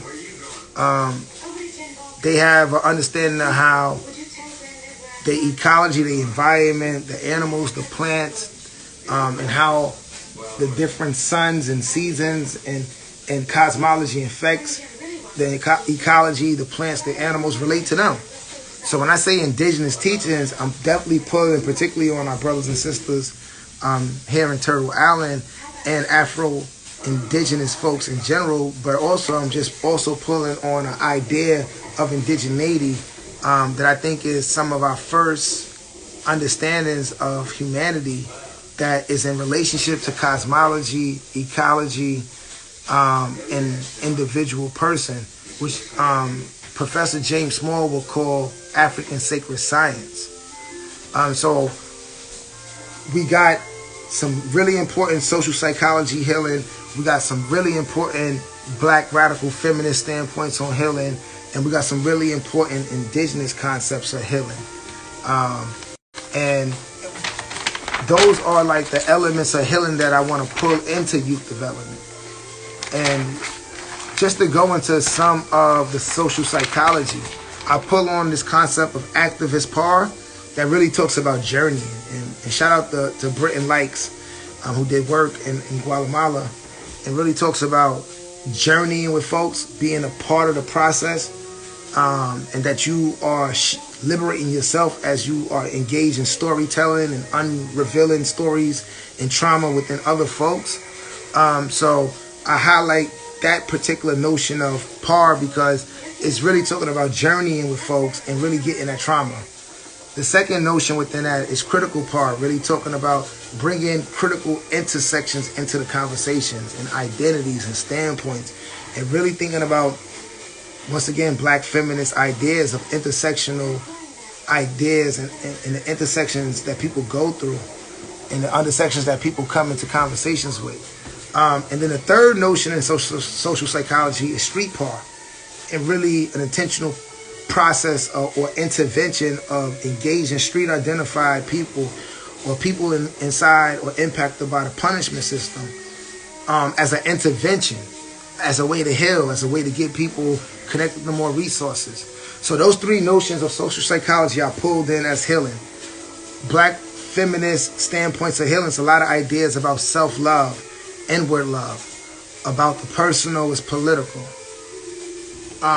about the emotional development, about taking care of yourself before you can take care of others. So we pull on those ideas and the black feminist radical tradition that really tells us that healing is something you got to do for yourself and do for others, and all of those things are connected, but also tell you the importance of how you got to love yourself when the world and even your family at the personal level and the structures are telling you you're not beautiful, you're not worthy, you're too lazy. So how do you develop a deep understanding of love, not only for yourself, but then for other women, for other people in your community, for other young men, for other people in your movement. So we pull on these ideas, and then the last point is indigenous worldview, that like healing is always spiritual. It's always connected to rituals. It's always about ancestors, mind, body, and spirit, and that it's about holding the historical and generational trauma and the pain from not being acknowledged that you've been hurt, and learn how to use those stories and rituals and use that energy as rituals to keep processing and releasing emotions, and to build movements. And then we go into youth development. So that's healing. And that's kind of setting up the context that like you can't really just do youth development without really thinking about healing. That you need youth development, but we need that element of healing to be really important in youth development. And then I tell a story about youth development. I go from pathology to this idea of healing center youth development. And I say I'm going to talk about youth development over the last 30 years, starting really in the 70s and 80s, and really how youth development back then, particularly for urban youth and brown and indigenous and young people from working in poor neighborhoods, there was a lot of notion around pathology, deficiency, at risk, and it was a social psychological project. It was a government project. It was a professional institutional project, and they was blaming communities and students and saying people are at risk, they promiscuous, they just need to just say no, they deficient. And people was building all kinds of theories and prevention models and all kinds of empirical bullshit to blame young people, blame communities, and just say that they was pathologized. And it's like the 70s and 80s, and people was always fighting against that notion, and researchers too, to some degree. And towards the 80s, end of the 80s and 90s, more steam started getting around people organizing over that. Why you calling us pathology? Why you blaming the community? You know, what's up with the history? What's up with the structure? What's up with these failed institutions? What's up with your Eurocentric curriculum? And all of those conversations led to a slight shift where people started saying, let's not pathologize these young people. Let's talk about their benefits. Let's talk about the positives in them. Let's talk about, you know, what they could be good at. And this went from a shift of like pathology to what we are now understanding to be positive youth development. And it's really a understanding of like all of the interventions and prevention models that they was doing to try to prevent young people from being pathology and at risk. They seen that it also tapped into some positive things that young people were getting into. And some scholars started to say that like, let's highlight those positive things instead of focusing on the negative aspect, and let's foster those positive things. So it came with the idea of positive youth development, and then it meant like, let's put these young people in a vibrant environment where they got good institutions or a healthy institution, healthier relationships with adults, where they can get nourishment on their dreams, on their aspirations, and be connected to positive experiences with institutions and relationships that are trying to help them reach their dreams. And then people started critiquing that as time went on, because that was a good move from from pathology. But as time went on, people started to say that this kind of idea of positive development is good, and we love that we're censoring young people's potential. But what about the historical and structural factors? We feel like those things are getting flattened. Those things are getting like glazed over. Those things are not really getting addressed. Like, we can say like, yeah, you're going to be the next black first black woman president, but the historical reality is that like we just only got one black president in America so far, and that most the presidents in America have been white and white men, and that America is a racist country. So we just focus on your dreams, like, oh, you're going to be the first black woman president, without giving you the historical structural reality that you're going to have to face and negotiate as you work towards your dream. Sometimes just going towards your positive self and helping you reach your dreams is flattened, because your dreams is in a relationship to a history, to a structure, to a culture, to policies, to laws, to stereotypes, to institutions that probably be working against who you are.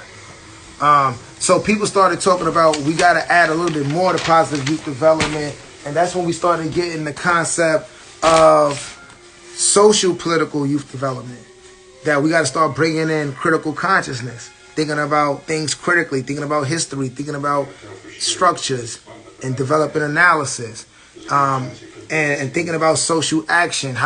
It's dope that young people are in this context where they get in positive relationships and people are giving them care. And now people are thinking about what do they do well, but let's add some political analysis. Let's add some understanding about history. Let's also put that in a context where young people are engaging with the world with that. Let's put that in the context of social action or youth organizing. And then also social political development, like I said earlier, said, what about the spiritual development? What about the spiritual enhancement? So it's dope that we are doing this positive youth development, but let's not flatten the historical and structural reality, and let's also add in social action. Let's add in spiritual development. Let's add in critical consciousness. And that was my big brother and my mentor, Dr. Rod Watts, in 1998, as one of the elders and leaders of like the social political development movement, and my big brother Sean Jenwright and Julio Camarado did work around the social justice youth development model. But these were models in the late 90s, early 2000s that were really trying to take the learnings from positive youth development and create that context, but really add to that by thinking about what is the social political understanding that needs to be inputted into those kind of programs, into those contexts, and then also how do you put that into like a live context for the young people so that they can engage in those learnings in real dynamics. And as that work kept going on in the early 2000s, mid 2000s, late 2000s, this idea of healing started coming up, and particularly healing justice. 2009, 2010. Shout out to my big sister and one of the elders of healing justice, Kara Page. And conferences was popping off in Detroit, in the Midwest, and people was having smaller gatherings talking about what it means to center healing in our movements and our work. And then conversations picked up in the youth development aspect, particularly in Oakland, in the Bay Area, 2013, 2014, and really embedding some of those ideas of healing into like social political development and youth organizing. And they came up with this idea of merging healing justice and youth organizing, and you get healing centered youth organizing. And just to read a quote from some of our teachers from Urban Peace Movement. Shout out to Urban Peace Movement. Shout out to Dr. Sean Jenwright. Some of the people in Oakland and around the nation that took some of these kind of early ideas of healing justice and really embedded them in youth development and youth organizing, and scholar and organizer and an elder and big sister, H.O.L.L.A, said the first strategy focus on, so Healing Center have two strategies, and Lee says the first strategy focuses on building individual and collective health, well-being, and hopefulness by combating emotional and spiritual healing in a range of wellness practices. So the first strategy in Healing Center youth organizing, because it's a dual strategy, is really talking about the collective health and well-being of the individual and the team that's centered around a range of wellness practices. From circles to music to meditation, to de-escalation, to studying. So a range of wellness. And then the second part of the dual strategy focus on organizing strategies aimed at changing public policy. So Healing Center Youth Organizing had the first strategy, and it has the second strategy. So shout out to Urban Peace Movement, shout out to Nicole, shout out to Sean Jenwright. So they started saying that social political development is dope, but what about the trauma? What about the healing that our young people go through from multiple experiences with organizing, multiple experiences with going through historical, structural, and interpersonal harm on a daily basis, and even doing organizing work, setting up for meetings, having conversations with racist school leadership, administration people, having interaction with cops and local politicians and teachers. Those are traumatic experiences for community members as well as you do the organizing work. So where's the healing at? That's what Healing Center Organizing was saying. How do we add more healing into this process? Where's the healing at? Where's the wellness? And let's keep doing campaign building. Let's keep thinking about strategy. Let's keep thinking about critical consciousness. Let's keep going to the street, but let's make sure we infuse healing in that process. And when you get into Healing Center Youth Organizing, like in Sean Jenwright in particular, they really go into the details of what it means to create that positive youth development space. Like, what is the space? And what should be in it? Like, what is in the spaces like Urban Peace Movement, H.O.L.L.A, Courage. Like, these spaces are like where wellness is like opened up, like nourished over time, and in a context where young people particularly can grow in multiple ways. And these places lean on, for one, ancestral and cultural history. So they're not just institutions that just come out of vacuum. They're institutions that are coming from movement history, family relationships, and they're leaning on the teaching and the curriculum of these ancestral and grassroots experiences. They engage in intentional organizing and political education where people are studying in relationship with each other. Thinking about Pablo Fetty, they are in dialogue with each other, making their personal story political, sharing a personal story in conversation with each other, seeing how it relates to other people's experiences in other communities. So political education is really important in these kind of grassroots spaces where people are sharing a story, sharing ancestral knowledge, sharing culture. The facilitators are important. They're usually somebody from those communities, from that ancestral line, with similar experiences and similar journeys, and who might have even taken a lot more journeys of transformation, so that they are examples as well to where young people can follow. So Healing Center Youth Organizing really also talks about those kind of details within the positive youth development space, and also talk about the pedagogy in those spaces. The space is, really to build, relationships, to center young people around what's your agency, what's your collective agency, what's your social agency, what's your political agency, like what's the meaning of who you are and why you do the work you do. So the pedagogy is really like not just bringing people together, thinking critically, thinking about healing, doing rituals, but like it's a pedagogy about building hope. Individual trainings with young people, but it's related to like organizing, building hope outside of themselves. So, people are really talking about like, how do you break the dynamics between who's the learner in the space? What is learning? Who's the teacher? Who's the educator? How is relationships understood? What's the values in the space? How does the work in the space being developed so that it could translate to like 80 circles? Because it could translate into a documentary, so that it could translate into a dissertation, so that it can be critiqued, be understood, be hope, be knowledge, be something that other folks can touch and feel and see what happened and how they could build on, which is another aspect of the hope. How do we give this to ourselves? But ourselves are also our people. Ourselves are also our community. So how do we develop a pedagogy of taking our wisdom so that we could be assets to our family, to our ancestors? So Healing Center Youth Organizing is saying, like, going back to the dual understanding that you got to heal yourself because you're going back to heal and fight against social oppression and systematic institutions at the policy level, at the institutional level, at the historical level.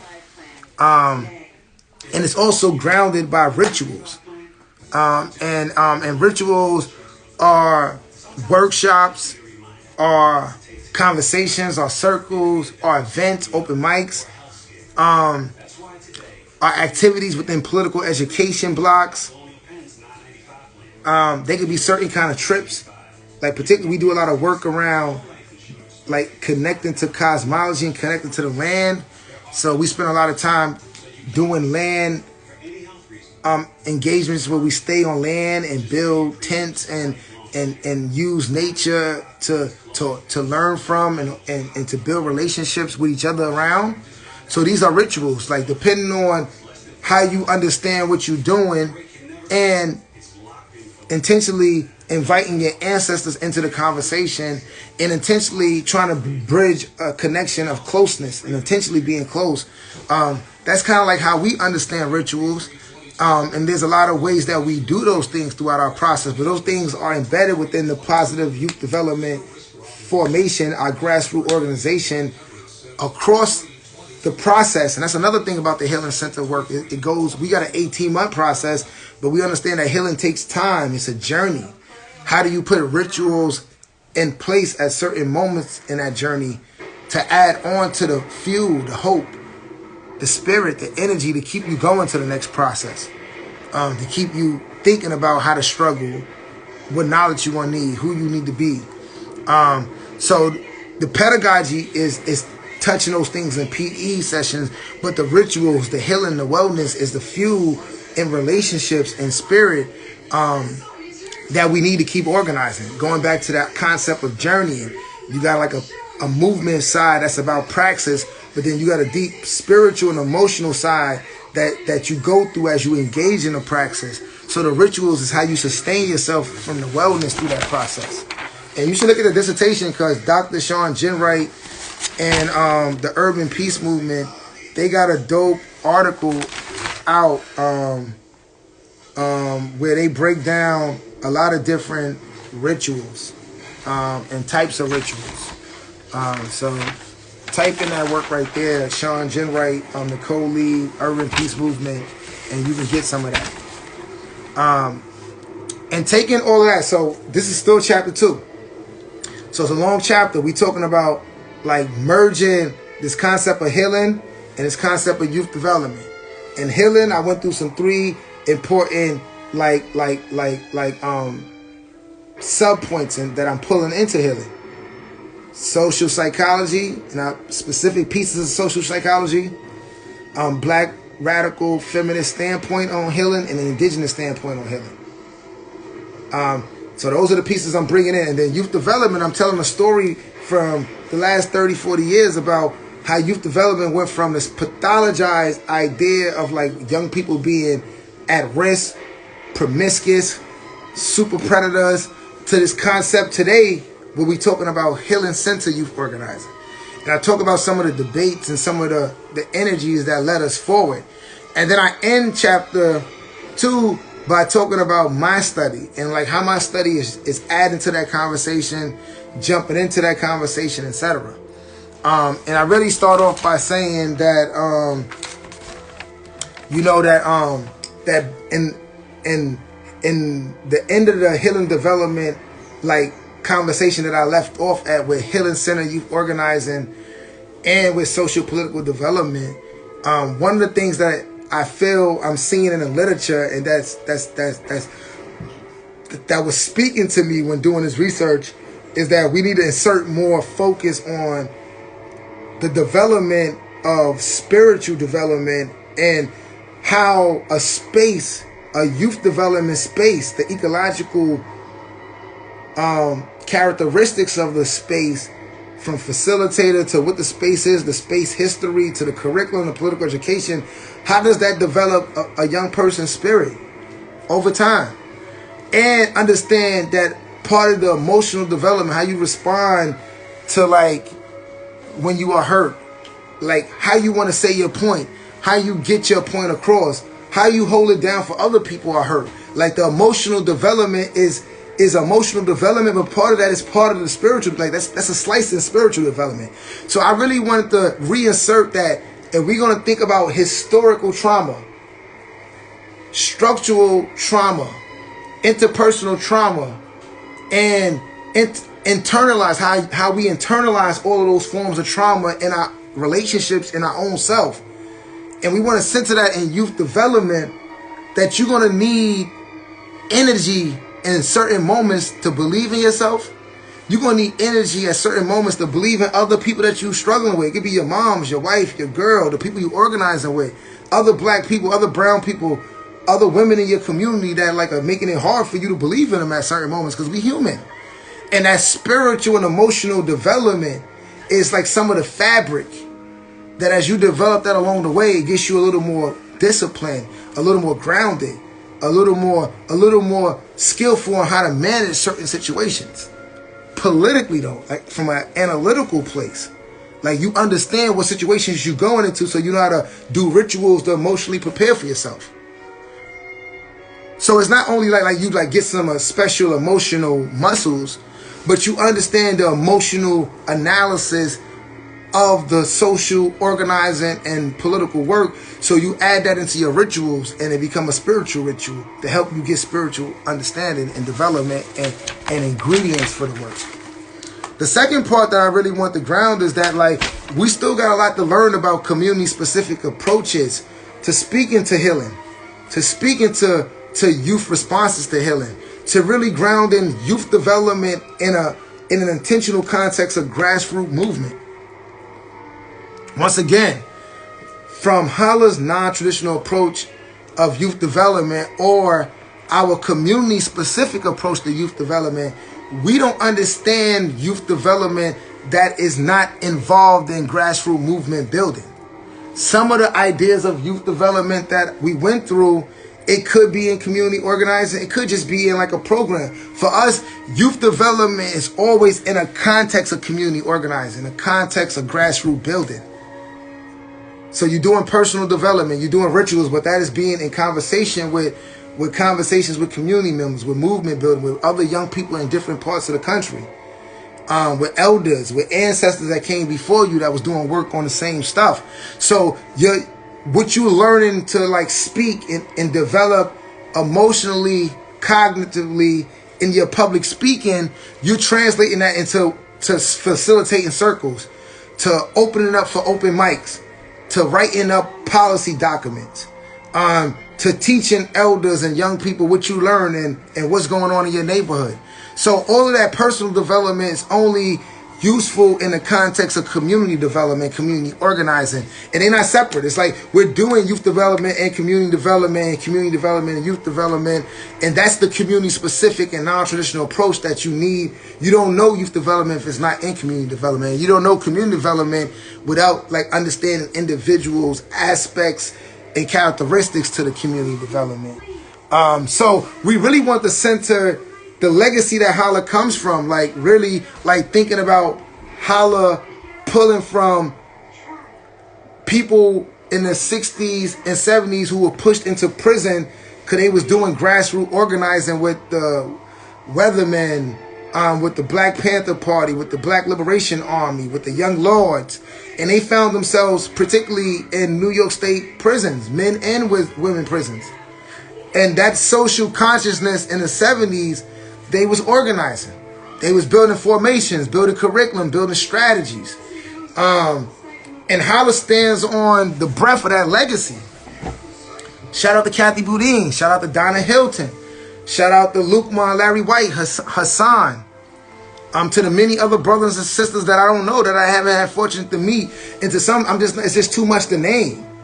To the Resurrection Study Group, to the Liberation Study Program. So they was building survival tactics because they understood that they was in war before they went to prison. That's how they got pushed into prison, because COINTELPRO, because of systematic violence. Once again, we talk about historical trauma, historical violence. We talking about systematic institutional failure and violence.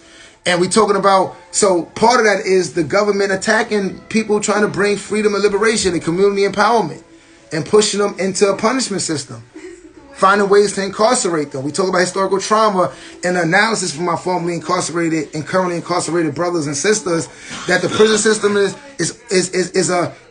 a new iteration of chattel slavery, of enslavement, of colonization. That the 13th Amendment was a loophole, that it just continued the process of enslavement. So all of these ideas are really centered to like H.O.L.A's legacy, and the work we're connected to in New York that comes from the prison, and people building liberation strategies and curriculum, and also personal strategies to heal themselves, because they know that the prison system and that they rehabilitation model ain't gonna heal them,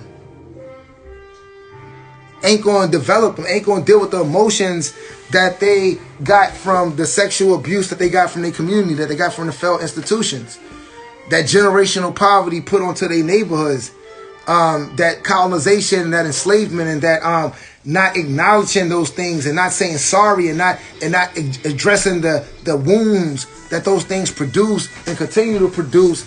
Like, without those things being they knew that the system wasn't designed to do those things. So they started developing their own healing circles. They started having their own conversations. Like I said before, in his video, What I Want My Words to Do, they started sharing their own stories of guilt and shame and how they got to prison and what happened to them. The brothers in prison started building research and talking about how did they end up in prison. Why does blacks and Latinos make up less than 28% of New York State population, but make up over 85% of the prison population?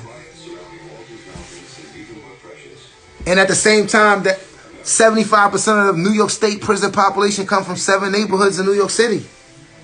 New York State is made up of 150 assembly districts. 18 of those assembly districts from the 7 neighborhoods feed most of the prison system, 75% of the prison system.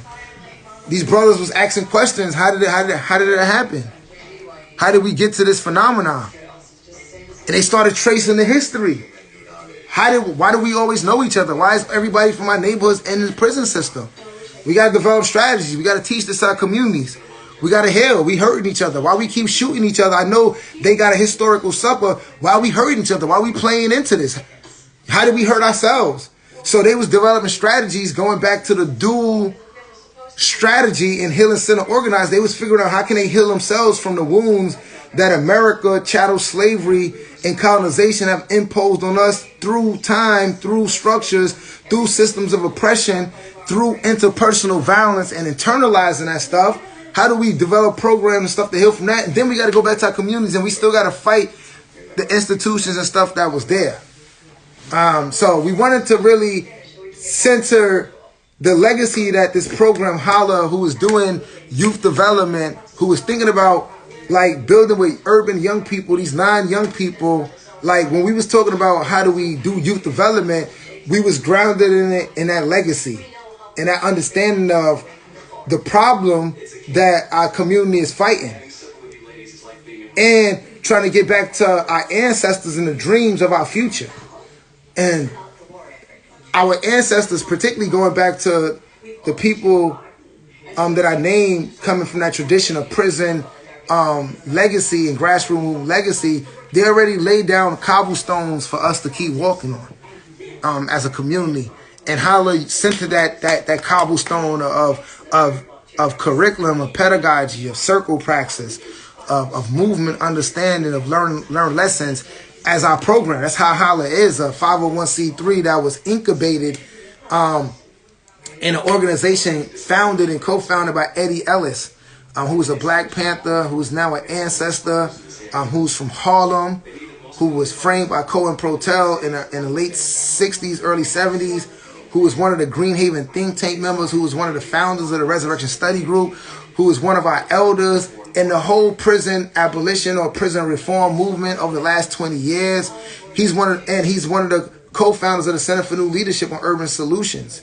And we was able to be incubated in that history. So H.O.L.L.A, our young people was coming to program with KJ there, with Chino there, with Doc there, with that legacy there. And we was learning political education in those walls, with those pictures up there, with those books around us. So when you think about our 18-month process, where we was doing debriefs at, like what the space looked like. You know, it was a block in Bed-Stuy. You know, Bed-Stuy, shout out to Bed-Stuy, between, you know, Tompkins and it was on Gates Avenue between Tompkins and Marcy. You know, and the space had about five rooms. We had a big like community living room space. We had a meeting room space, and we had a couple of like office spaces in the back. And we had so many parties and circles in the living room space, and music events and Kwanzaa events and crying circles and healing circles and playing video games. And we had so much study too. Community coming in, cops coming in, young people coming in, chart paper. But Eddie and all of the legacy and so many pictures hanging up. So that's the community energy and legacy that the youth program is in. And then the research question we was asking was like, what is the ethnic story, the ethnographic story, you know, developing a non-traditional healing center movement that focused inwardly on healing from structural, historical, and interpersonal violence? What's the ethnographic story of social change? And then the second question is like, what lessons do we learn from young people's experiences of rituals? of community-specific rituals. Like I said, this dissertation is about the spirit and the hope. And it's a lot of organizing and wisdom in the chapters about spirit and hope. And there's a really attention about like how do we bring spirit and hope back into like our practices of youth organizing and human development and black love and indigenous love. So the question said, what lessons we hear from the young people about their experiences of going through community-specific rituals, particularly what are the psychological, the spiritual, and the emotional reflections from those experiences of the rituals on themselves, in movement, with their family. Like, how do those rituals help you with yourself, getting ready to come to the session? How do those rituals help you, help the movement, help us in movement, help the movement in general? And some of these people, and some of us, a lot of us, are using these rituals at home, and they helping us at home. So, like, what are the psychological, spiritual, and emotional ways that these rituals show up in who you are?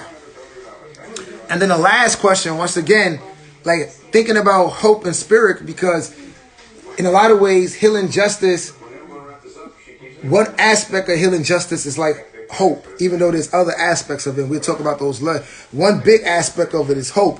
One big aspect of sociopolitical development, which is the two theoretical frameworks guiding this research, is spirit, spiritual development. What I'm saying in this dissertation that hope and spirit are the same coin. They're like a quarter, one on heads and one on tails. Hope is heads, spirit is tails. Spirit is heads, hope is tails. They're like the same coin. Depending on what lens or what moment you in hope. Depending on what energy or what moment you in spirit. But to understand spirit and hope, really you need to understand them together. So really thinking about healing justice really gives us a lot of wisdom about the pedagogy of hope and collective hope for movement building. And social political development really talks about spiritual enhancement and how enhancing and developing the emotions and the spirit of an individual enhances and sustains the critical consciousness, the social action. So you need that spiritual development. But what I learned from reading, from engaging in this process, and what we learned at H.O.L.L.A is that spirit and hope is together. Like, those things are actually a lot closer than we might understand. And that, like, you know, in certain moments, you know, you saying the same thing when you saying spirit and hope. So we wanted to talk about what are the possibilities of braiding together tenets of hope and tenets of spirit in our community-specific approach to healing center organizing. How do you merge healing justice and social political development together? You know, and how do you not just think about those concepts together, because those concepts together have a lot of knowledge and a lot of history in them, but how do we think about the aspects of those concepts that are overlapping as spirit and hope? As spirit and hope. And we're already over our time, man, so we going. So where we at, man? We didn't even get through chapter 2. So that was the end of chapter 2. Really talking about those research questions and really going into those 4 research questions and how those 4 research questions are important. Any books to highlight? Let's uplook some books, man. And my light is dying out on me. So I'm going to put on another light real fast, and we're going to go with this. But in chapter 2, here goes some books that y'all might want to tap into. Let's get some, you know, you definitely want to get Hope and Healing. Dr. Sean Jenwright. We got another one from Dr. Sean Jenwright, Black Youth Rising. When we in critical consciousness and all of that, you know, critical social action, Pablo Fetty is one of the critical people to doing that work there, and cited a lot. Pedagogy of Oppressed, Pedagogy of Hope, particularly thinking about healing center youth organizing. We get into the pedagogy of hope and critical hope for movement building. A lot of that is pulling on the ideas of pedagogy of hope from Paulo Fetty, but also pulling on indigenous and black feminist ideas as well. We also talked a lot about rituals and talked about indigenous center healing. This is like one of my favorite books, The Healing Wisdom of Africa, by the brother Maladoma Simone. I know I'm pronouncing that twisted, man. I got to work on my indigenous pronunciation. That colonization is on me. But a lot of concepts about rituals. And when we talking about healing center, youth organizing, the pedagogy gets at a lot of practices, rituals at different levels. So this book is really important, cited a lot in there.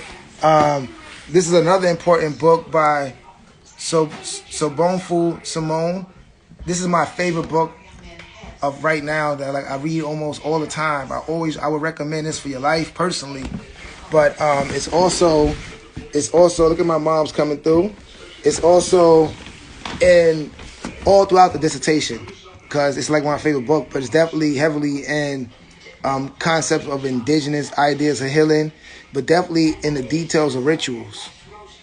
So I would recommend folks get this book, The Spirit of Intimacy, Ancient African Teachings and the Ways of Relationships. Really talking about that relationships are always guided by, ancestors and spirit. Chapter 2, so that's some of the stuff that I was saying. That also, I talked a lot about Martin Luther King, thinking about critical hope, thinking about hope and movement building, because a lot of the healing center organizers not just talking about a pedagogy of hope like it's in political education sessions, but it's talking about this pedagogy of hope as energy, like as spirit that's in movement. And Martin Luther King was a testament of hope. And this book is really important about Martin Luther King writings, but Martin Luther King in general was, in the civil rights movement in general, was a testament of hope and a spirit of hope. So a lot of the healing center work, the pedagogy of hope, this is some of the stuff we pull from as well. Also within that, man, we got Robin Kelly, Freedom Dreams, and talking about freedom is always about dreaming. That can get into some of the abolition ideas, but it's also into a pedagogy of hope ideas. And talking about that, it's also about a pedagogy of doing. That like the hope comes from and the freedom comes from like the practice of doing it. It ain't about if you win all the time or what you did, but it's about how you do it, the how in doing it and doing it. Like how did you do it? How was you an organizer? Was you a person that robbed like the money from the organizing bank? You was an organizer, but how was you? Was you a person that loved everybody there? Did you open up space? Did you help people teach? Did you help people learn? Like how did you go about doing liberation? And then the act of going about doing liberation, really talking about that is the freedom dream. Similar, Angela Davis, in this little short, powerful book right here, talking about freedom is a constant struggle, highlighting Ferguson, Palestine, and the foundations of movement. This is forwarded by Cornel West. Angela's getting interviewed, talking about movement, talking about dreaming, talking about abolition, talking about black radical feminism and abolition together, talking about the intersectional understanding of movement outside of the U.S. and our global connections and solidarity. But all of those are notions of hope and notions of pedagogy of movement, of hope building. Chapter 2. So that's some of the spirit from chapter 2. Chapter 3, and I kind of talked about chapter 3 a lot already, so probably won't have to talk so much. But chapter 3 is kind of like the chapter, the theoretical framework, and it's really talking about braiding together hope, which is healing justice, as one of the main theoretical frameworks, but really centering the hope part in a theoretical understanding of healing justice. Even though the radical healing process of healing justice, the concept of healing yourself while healing others is things all throughout the dissertation. In the theoretical elements of healing justice, we pulled on the element of hope because we wanted to carry that with the second thing we was braiding, which was sociopolitical development. And even though social political development gets at critical consciousness, it gets at social action, and it gets at spirituality, we want to really focus theoretically on the spirituality aspect and think about this thing like in all of the ways that I just showed you, as a testament of hope, as a way of connecting a pedagogy of hope from Ferguson to Palestine, thinking about hope and spirit as energy that builds and sustains movement. And I said something to start off this chapter saying that, you know, these two things are the magic sauce. I said facilitating the development of spirit and hope is an emotional process. To sustain urban youth experiences of healing and social political development is also a spiritual process. It is about journeying, going back to that concept of journeying.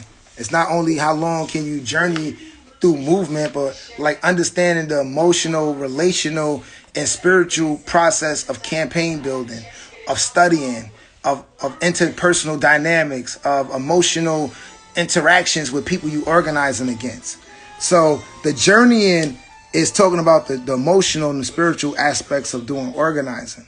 So it's about flowing like a river, knowing how to travel with, hold space for a range, and to facilitate a range of emotions as they emerge. I pull from healing justice and social political development theoretical significance to frame my research activities. The major concern of this dissertation is the radical healing process for urban youth in H.O.L.La's 18-month training. I theorize hope and spirit to be the magic source needed for exploring healing center youth development within an explicit context of grassroots movement building. So what I'm saying here is that, like, if you want to do grassroots movement building and you want to sustain grassroots movement building, like, and you want to sustain that over time, particularly with young people who are black, who are indigenous, who are formerly incarcerated, who are coming from in communities that most of their communities feed the prison system, that 75% of the prison system is coming from their moms, their uncles, their daughters, their leaders, the people that they got to see every day. That healing in a context of community building, like going back to your family, going back to your blocks, going back to the systems and the institutions that hurt you, it needs to have a spiritual vibration to it. It needs to have not even a spiritual vibration. It needs to have a spiritual foundation to it.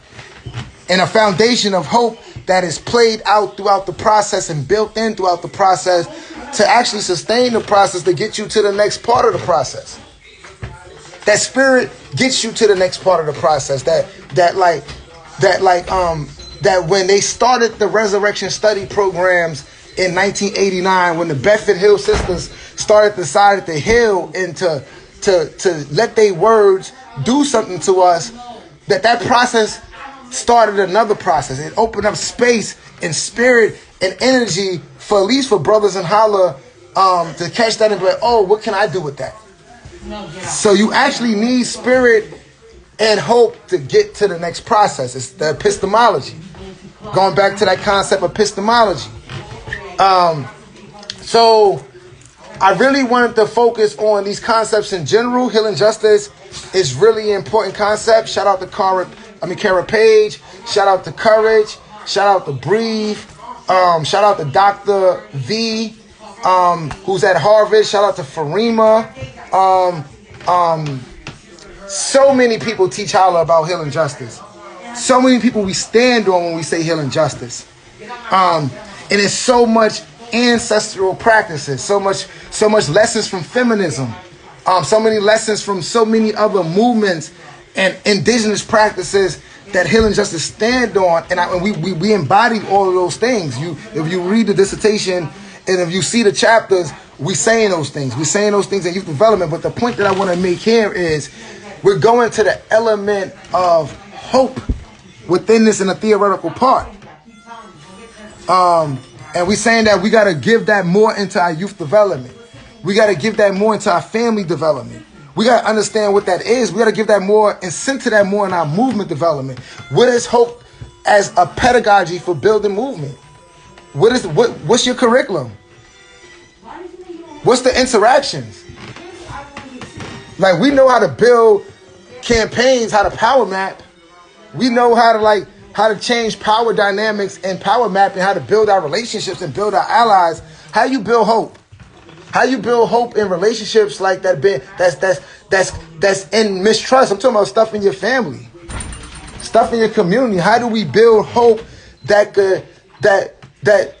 you start off within you, but that it motivates other people? Like the Bedford Hill sisters, they was doing something that within themselves, I don't know if they knew that was going to motivate me and the H.O.L.L.A brothers, but it built hope in us.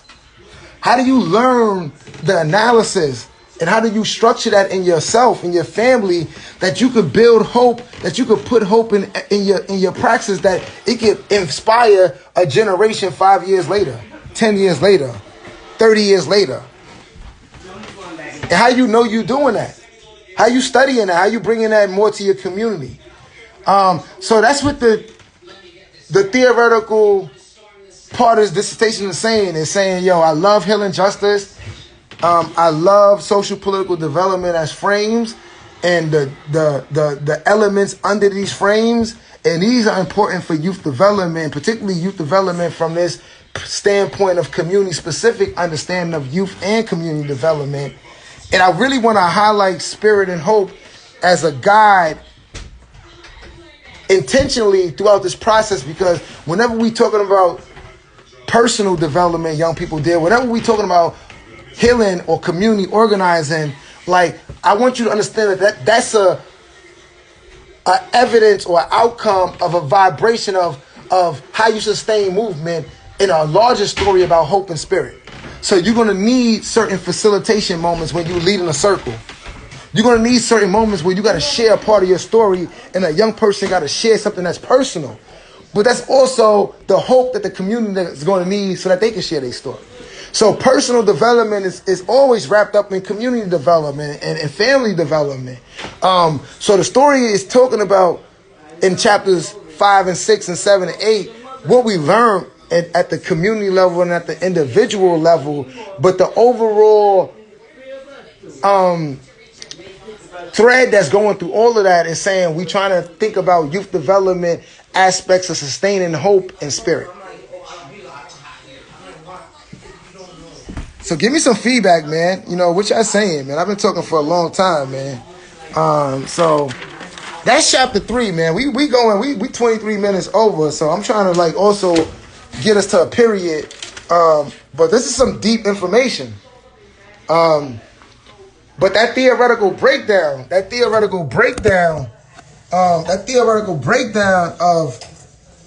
of healing justice and social political developments, read the dissertation. Before I read the dissertation, before we hang up, I'm gonna get and Alex, if you still here, Alex, if you here, go to our email and type in educational tools and copy all of our links from that email and send it here, because if he don't do it, I could do it later. I don't want to stop the flow right now, but I'm gonna send y'all on my website our album, our documentary, and a dissertation, because you should go read chapter 3 and talk, and also just read Healing Justice outside of this dissertation. Go read more about healing justice. Go read more about social political development. You know, understand what those things are, because those things are being carried into this theoretical framework right there. So now we got the problem. We got this violence, and violence is rippled. Historical violence, structural violence / institutional violence / systems of oppression. Then we also got interpersonal violence, how it happens in the community, and then we got internalized violence. So that's the problem, violence. And then the second chapter is talking about healing and youth development, because we're trying to merge this idea of youth development with healing inside of it. So chapter 2 is talking about what ideas of healing that we want to bring in. Thank you, Alex. So Alex just threw that in right there. So we got the documentary there. You know, we got those links up in there.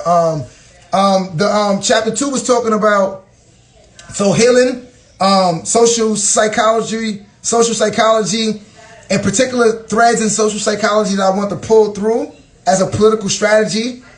So check those out: critical par, street par, and activism par.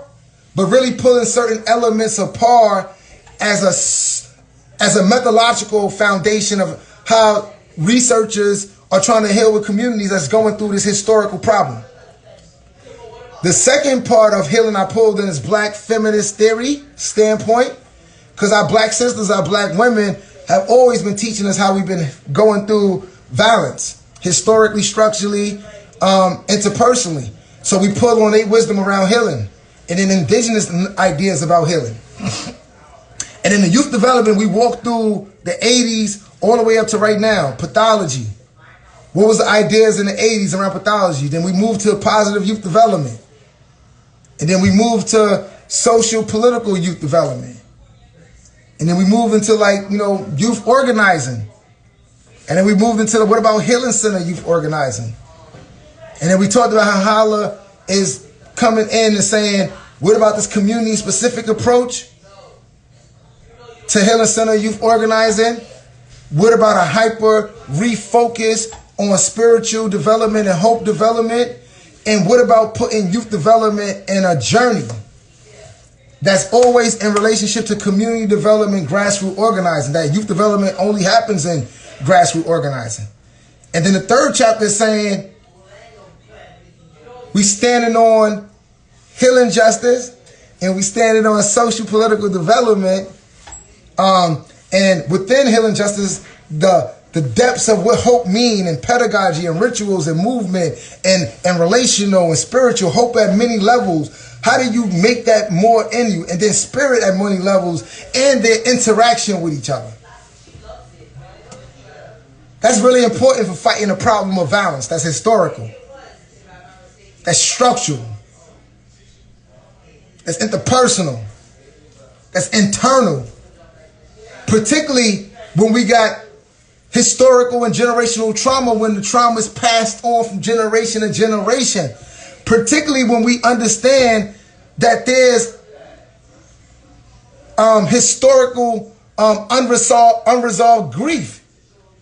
That people haven't been acknowledged, that a lot of communities, particularly our communities, the 7 neighborhoods, black and brown indigenous, but the state, the government, the failed institutions, they was blaming us, saying that we was pathology, that we was promiscuous, that we was super predators. That was in the 80s, let alone 1492 or whatever year you want to talk about. But they haven't acknowledged that they fucked us up.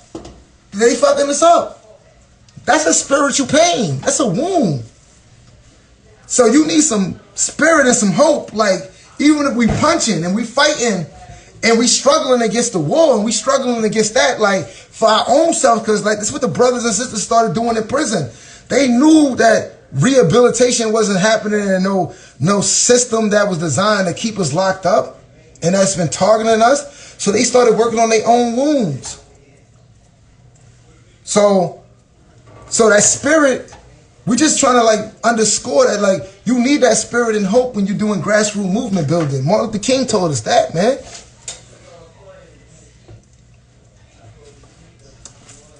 Malcolm X told us that.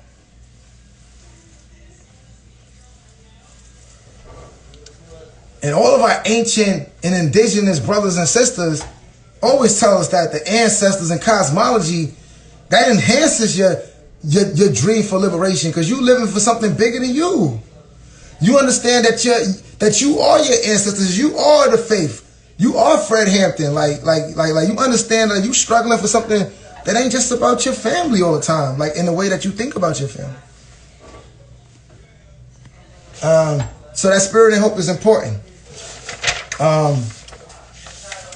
Any questions, any comments, man? We're going to try to wrap up chapter 4 real fast. Any questions, any comments?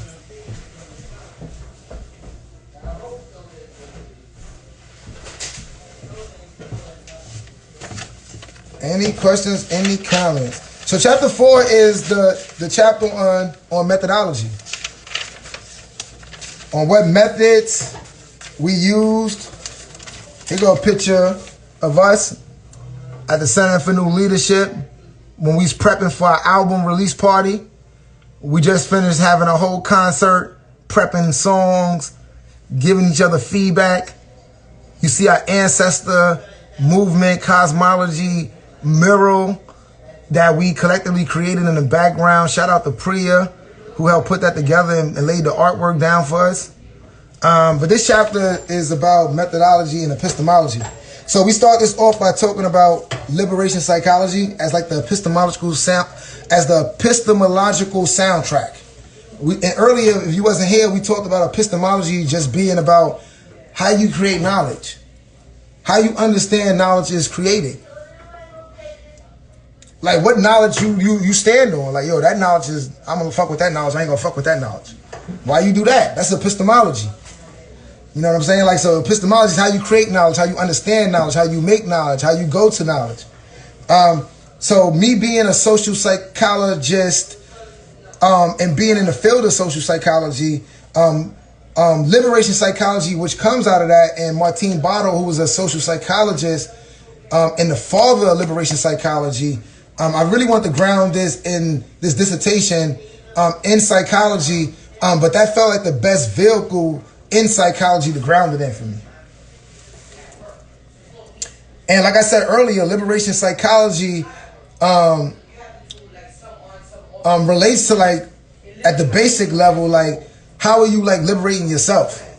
Like, don't do no research and build a theory talking about you trying to save somebody else or you trying to figure out somebody else's liberation. Like, one of the central questions is, like, how you trying to liberate yourself and how you engaged in something, going back to activist Parr and Brennan Likes in the work in Guatemala when they was journeying with women going through trauma from war, particularly I think Civil War, and being there for years, journeying with them, you know, journeying with that trauma, healing with them, hearing those stories, holding those stories, sharing her own stories, or understanding why she, like, how are you in the research process for your own stuff to get your own stories out. Like, don't just be trying to, like, interview somebody else about internalizing white supremacy and sexism. What about you?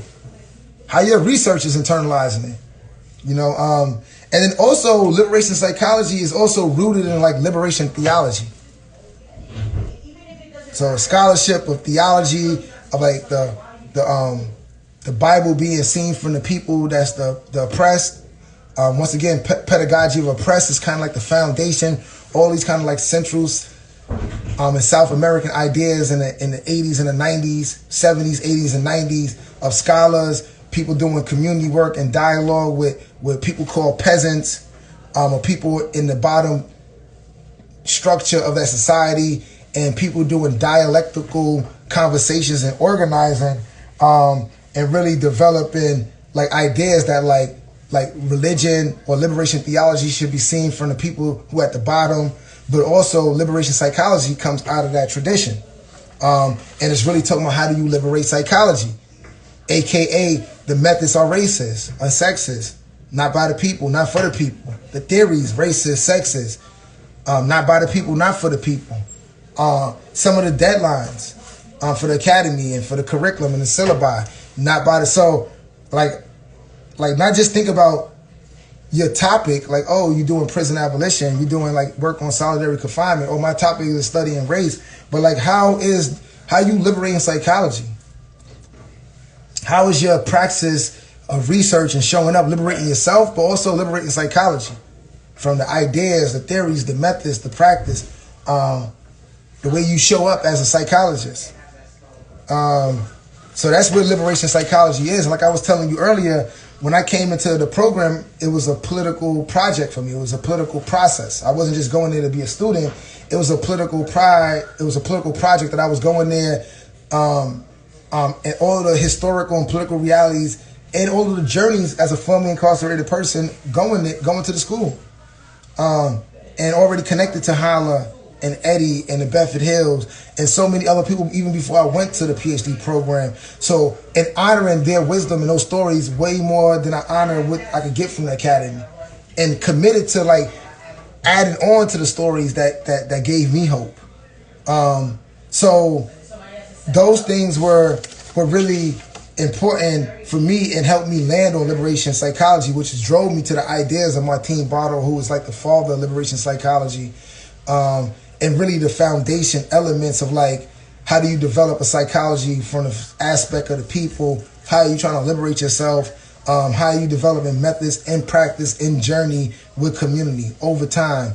And how are you trying to uplift through this practice, like dialogue that tells the community, the real story about some of the lies that we don't hear from being in generational poverty, from being in structural, institutional. Like, you don't hear that the system is failing. Sometimes you think it's yourself. Sometimes you think it's your people. Sometimes you just think it's the Negro problem. Like how W.E.B. Du Bois was able to flip the Negro problem on his head and really show like it was a social, historical, cultural problem. And it wasn't that like black people who came out of slavery were just dehumanized, were just criminal all the time. It was like you had like sharecropping, and you had Jim Crow, and you had convict leasing, and you had the vacancy laws, and you had people get out of prison / slavery with a new language and a new institution and country structure, and they didn't get no land, they didn't get no education, they didn't get college degrees, and then you punished them for being enslaved for 500 years and not fitting into a system that you built that wasn't designed for them, and caught them the problem, the Negro problem. And W.E.B. Du Bois worked on the Philadelphia Negro. I got that book too somewhere. The Philadelphia Negro is really important in methodology, and for our this work had a lot of critical ethnography in it, but that spirit and that energy of W.E.B. Du Bois of flipping that Negro problem on his head is something that we embody. Something that I learned from the Public Science Project and my training at the Graduate Center under Michelle, Maria, Brett, and all of those people about participatory action research, but also the foundations of research that's trying to tell a different story, a structural and historical, methodological different story. That's not just about the outcomes that are produced if you only research stuff at a certain individual level and you don't get the social level and the historical level. So shout out to my ancestor, W.B.E. Du Bois, for giving us that work. Let's get into some of the actual methods, man. Like I said, critical ethnography, really thinking critical about taking notes, about race, class, gender, dynamics, culture, wording. What does wording mean? What does that mean? What does dynamics mean? So me being one of the co-founders of H.O.L.L.A, the main facilitator of H.O.L.L A, the dissertation person at H.O.L.L A, throughout our whole practice, all of us was taking notes, writing chart paper, but I also was one of those people taking notes, and more specifically for the dissertation. So, but really bringing in that, our culture, like when we was talking in circles on a bus trip, debriefing our event, in a healing circle, in our political education session. Not only if I'm one of the main curators of the space, I'm also a young person that came from that history, and I'm also in the space, so I got the vibration of what we're saying. I know what the culture means. So critical ethnography means really trying to bring some of those intersectional frameworks that we understand about who we are as people, and who we are as telling our stories and what's important to document, and then really implying that knowledge to documenting what you see, from note taking to doing interviews, following up questions, asking people what does that mean, from taking pictures of different spaces, different places we go, taking pictures of different chart papers, reading through the social media responses of people responding to our work. So critical ethnography over the last 5 years, all of us in H.O.L.L A played that role, and having that intersectional analysis and being and adding that praxis that we want to document certain elements of our work, which was mostly all of our work, not only in writing and notes, but picture, and also in debriefs. We debriefed a lot of stuff. That was also part of our critical ethnography. Another critical method in this process was participatory action research. We developed a lot of healing circles and a curriculum for healing circles. Where we want to heal with other young people impacted by the 7 neighborhood phenomena, where 75% of the New York State prison population is coming from 7 neighborhoods in New York City. So we really want to heal with young people from those communities, young people who's already engaged in community organizing throughout New York City, and the young people who's already building relationships with in community-based organizations. And then we identified some like non-organizations or agencies, just like sites in communities that we know where young people are at. And we reached out to them to have circles and to see if they want to share their stories with us about healing, about organizing. And what does organizing and healing mean for young people? And what does it mean to talk about that with each other as a form of building relationship and healing with each other? So our PAR work really was H.O.L.L.A, and I'm gonna go more into who is H.O.L.L.A, but in the next bullet point. But the PAR work was our team, which consisted of about 10 of us, going through a lot of the 18-month process and going through that study and that training and that radical healing process, and that involves a lot of rituals and trainings, but particularly like a PAR training with some of the experts in the field and a lot of study on survey development, and what is a survey, what levels we want to ask questions in a survey, a lot of practice on making surveys and bringing surveys back, and why we want to use a survey, or why we want to use a focus group, or why we want to use an interview. So we had a lot of conversations about how we want to design our research, and then we realized that we wanted our research to be about healing while we learn healing, and that also pulls from the notion of activist PAR, that research should have action throughout the process. So we felt like healing while learning about healing is like another way of having action throughout the process. So each circle was a form of healing. We was actually healing with young people and crying and learning stuff and sharing stuff we never shared before. But we also was collecting surveys and assessments so that we could do analysis and study on. And we end up over 5 years or so doing about 80 circles.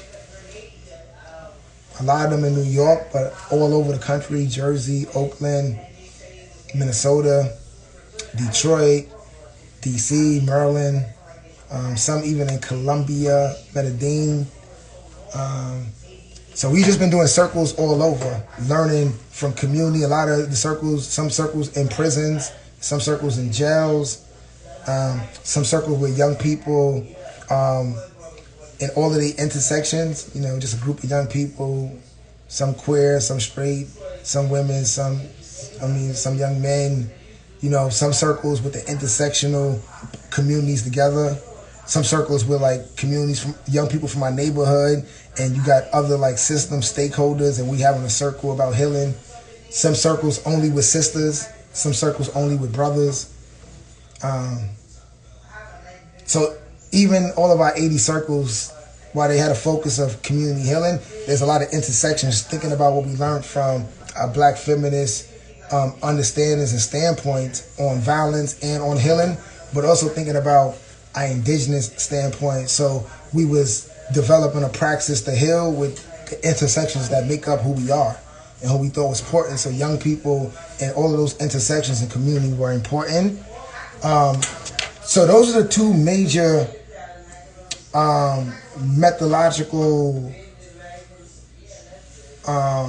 tools for data collection in the dissertation. And under critical ethnography, I did individual interviews with also the young people in H.O.L.L.A, who was part of my PAR team. So another part of the critical ethnography is like the individual interviews I did, like on the PAR team, on the H.O.L.L.A participants, on Mashley, on Alex, on Rakim, at different time points over the 18 months. So after they finished the 6-month process, we did reflections and interviews and focus groups on like what stood out, what was good, what could be better. But also throughout the first 6 months of the 18-month process, like on different themes and topics within the week. We have circles and evaluations and surveys to see what people are understanding and to have feedback on that. And then when we was making our documentary, we also had longer, in-depth interviews and analysis where we all shared our analysis on what healing justice is, who are we, and why we do healing justice. So also analyzed those individual interviews and made transcripts and made codes out of those. And then at the end of the 18-month process, I interviewed all 9 of the young people about their experiences in the 6-month process, the Nat Turner program, about their experience in the 12-month process, the Youth Organizing Collective, and about their experiences in the healing justice movement, like the community work. So all of the work in the 18-month process that was mostly on the internal level and collective level of study and stuff, but also their reflections on the community movement work that they was doing the last 12 months as well in the healing justice movement. And I asked questions about development, about healing, about relationships, about spirit, and about hope. So in all 3 of those sections, I asked them questions about, what development happened, what challenges happen, what developmental challenges happen, what development growths happen for you and for others.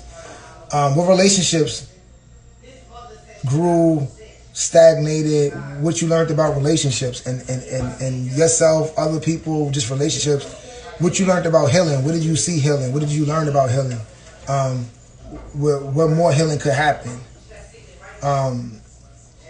And then how did you understand, how did we talk about how did spirit and hope showed up. So the interview at the 18-month process is talking about all of those themes and all of those questions, but I asked those themes and questions in the 6-month process. Then I asked those themes and questions in the 12-month process. So I get their feedback on the first 6 months. I get their feedback on the second 12 months. And then I get their feedback with us engaging and building a movement and community around those same questions. So that's kind of like the methodology for the dissertation, critical ethnography and participatory action research. And it's kind of me doing some interviews and research on our PAR team, YOC, and our PAR team doing research and organizing in the community. So it's kind of like a story about H.O.L.L.A, our legacy, and what we learning inside, and how is that translating to like our community organizing work. And hope and spirit is like a throughway through that process. And just to give you some more context, the 18-month process that this research was context in, it's called the Nat Turner Revolutionary Leadership Training and the Youth Organizing Collective Training. They got stipends to be a part of those programs, $300 per month in the 6-month training, Nat Turner, and then they got $1,000 per month in the 12-month training. The young people were between the ages of 18 and 27. The average age was like 21 years old. Most of them self-identified as black, 88%. We had people that was mixed. We had one white person in the group. We only had 2 sisters in the first part of the group. And then we end up having 4 sisters all together. We only had one person that was sexually identified as queer or not heterosexual out of the 9. Most of them was from Brooklyn. We had one youth from the Bronx. Some was from Jersey. Another young person just came here not too long ago from Missouri. Shout out to Lauren. Each young person got like another additional stipend for being a part of the research, like $300 or so for just being a part of research outside of the program stipend. So that's some information on the participants. All of them was from the 7 neighborhoods or living in the 7 neighborhoods now, or have a direct understanding relation to the 7 neighborhoods, even being incarcerated, family member being incarcerated, parent, etc. That was really important.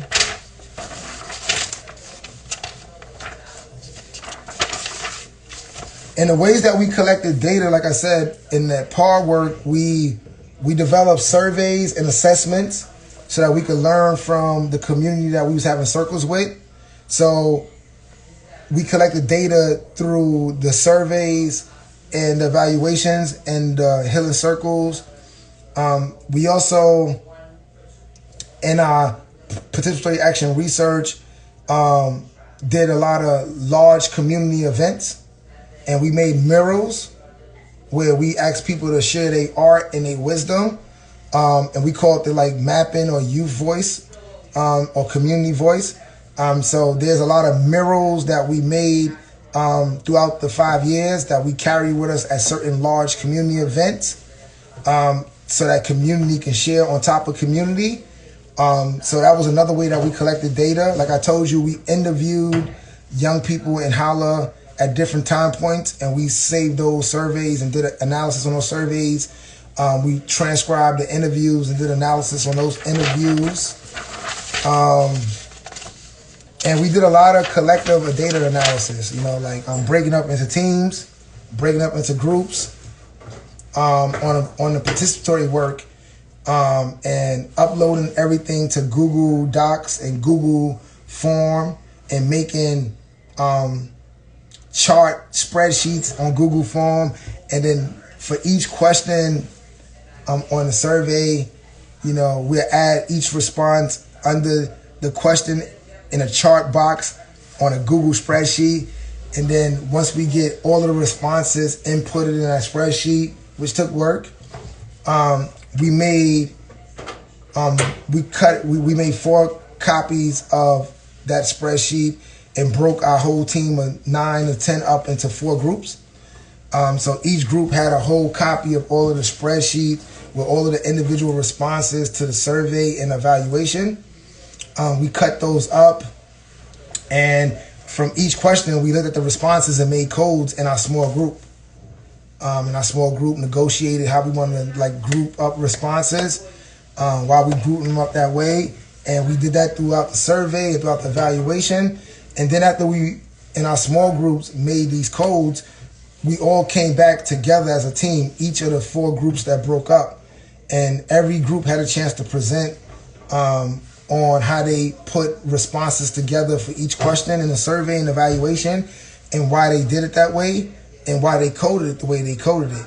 And then after they present that, then the other 3 groups get to ask them questions if they had any, could take notes, could agree with them, or could say that, I did it a different way.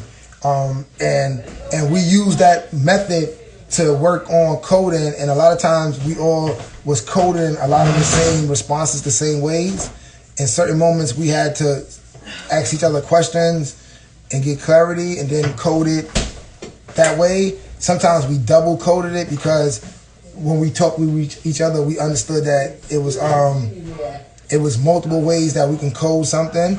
But that process was iterative throughout the whole process, until we got a coding book and a coding flow for an agreement for how we understood the categories that we was theming. And then so that's how we did analysis on the survey and evaluation. I was the one that mostly did analysis on the interviews from the Healing Justice video, and a lot of that was listening to the interviews and doing grounding theory analysis, like hearing the interviews, taking notes from each interview, saying like, oh, Mashley saying this about family.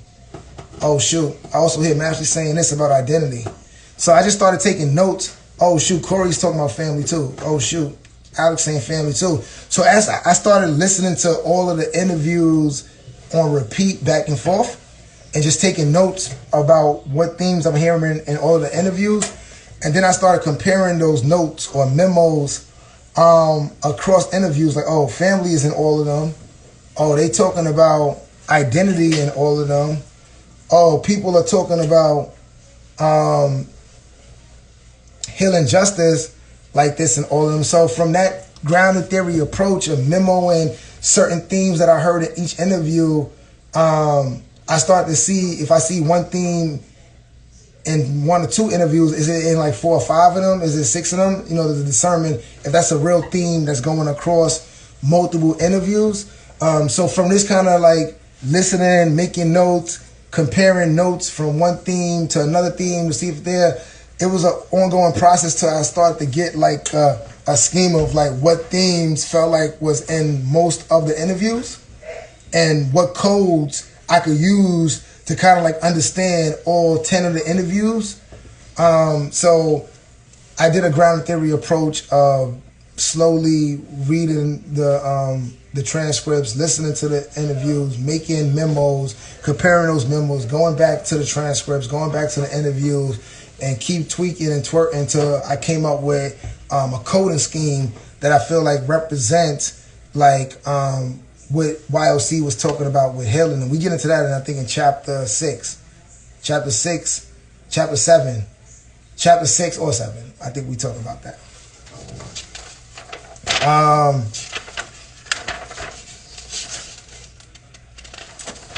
We wrapping up, man. So we talked about the assessment. So just to wrap this up and bring this to a close, we talked for 3 hours, 4 hours now. So we definitely got to wrap. We got 3 minutes and we out of here. It's over 4 hours. So this is good though, because these is like 4 long chapters. I was thinking I was going to be smooth and slicey and go through them. But the next 3 conversations should be a lot shorter because we're only doing 2 chapters. And we don't got to go through my dissertation story and all the way into like how we got to like a dissertation.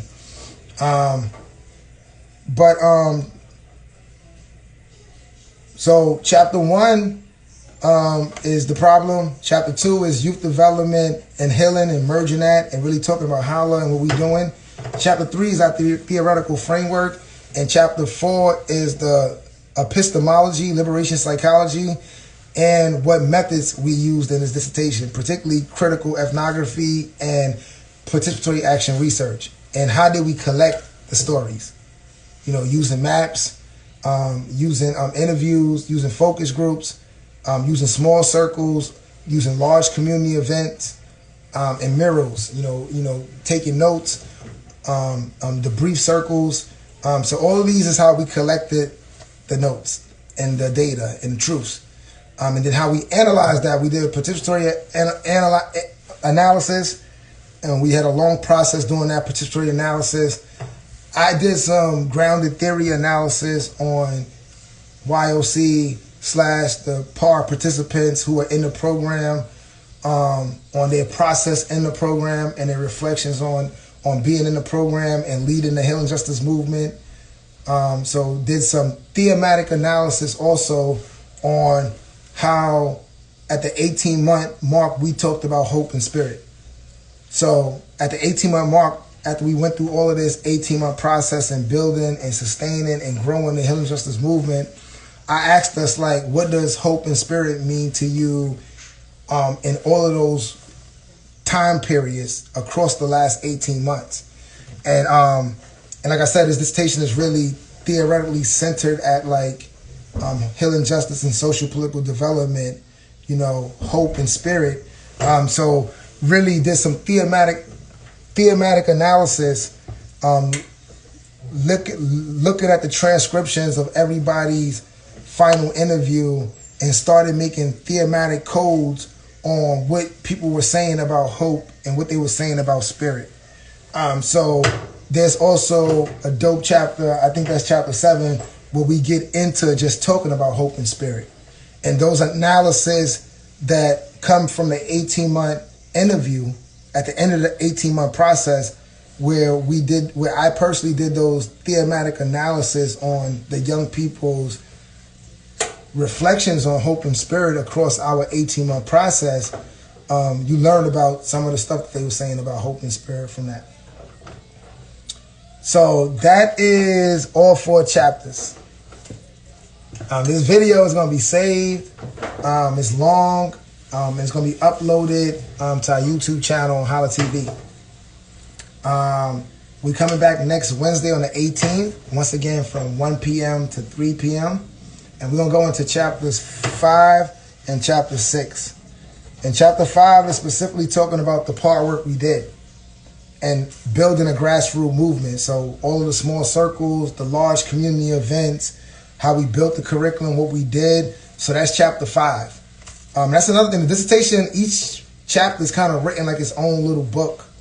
So like, even though I got this whole 4 chapters given the theoretical journey, the problem, the ideas in youth development that's important, you know, and the methods that's going to hold all of this together.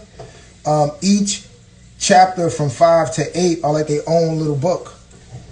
You know, like you can like just go into them on their own because they're not like telling one piece of like one particular story. They're like their own story enough, even though they're all telling a particular story of hope and spirit as a, you know, as a thing really important for community and youth development.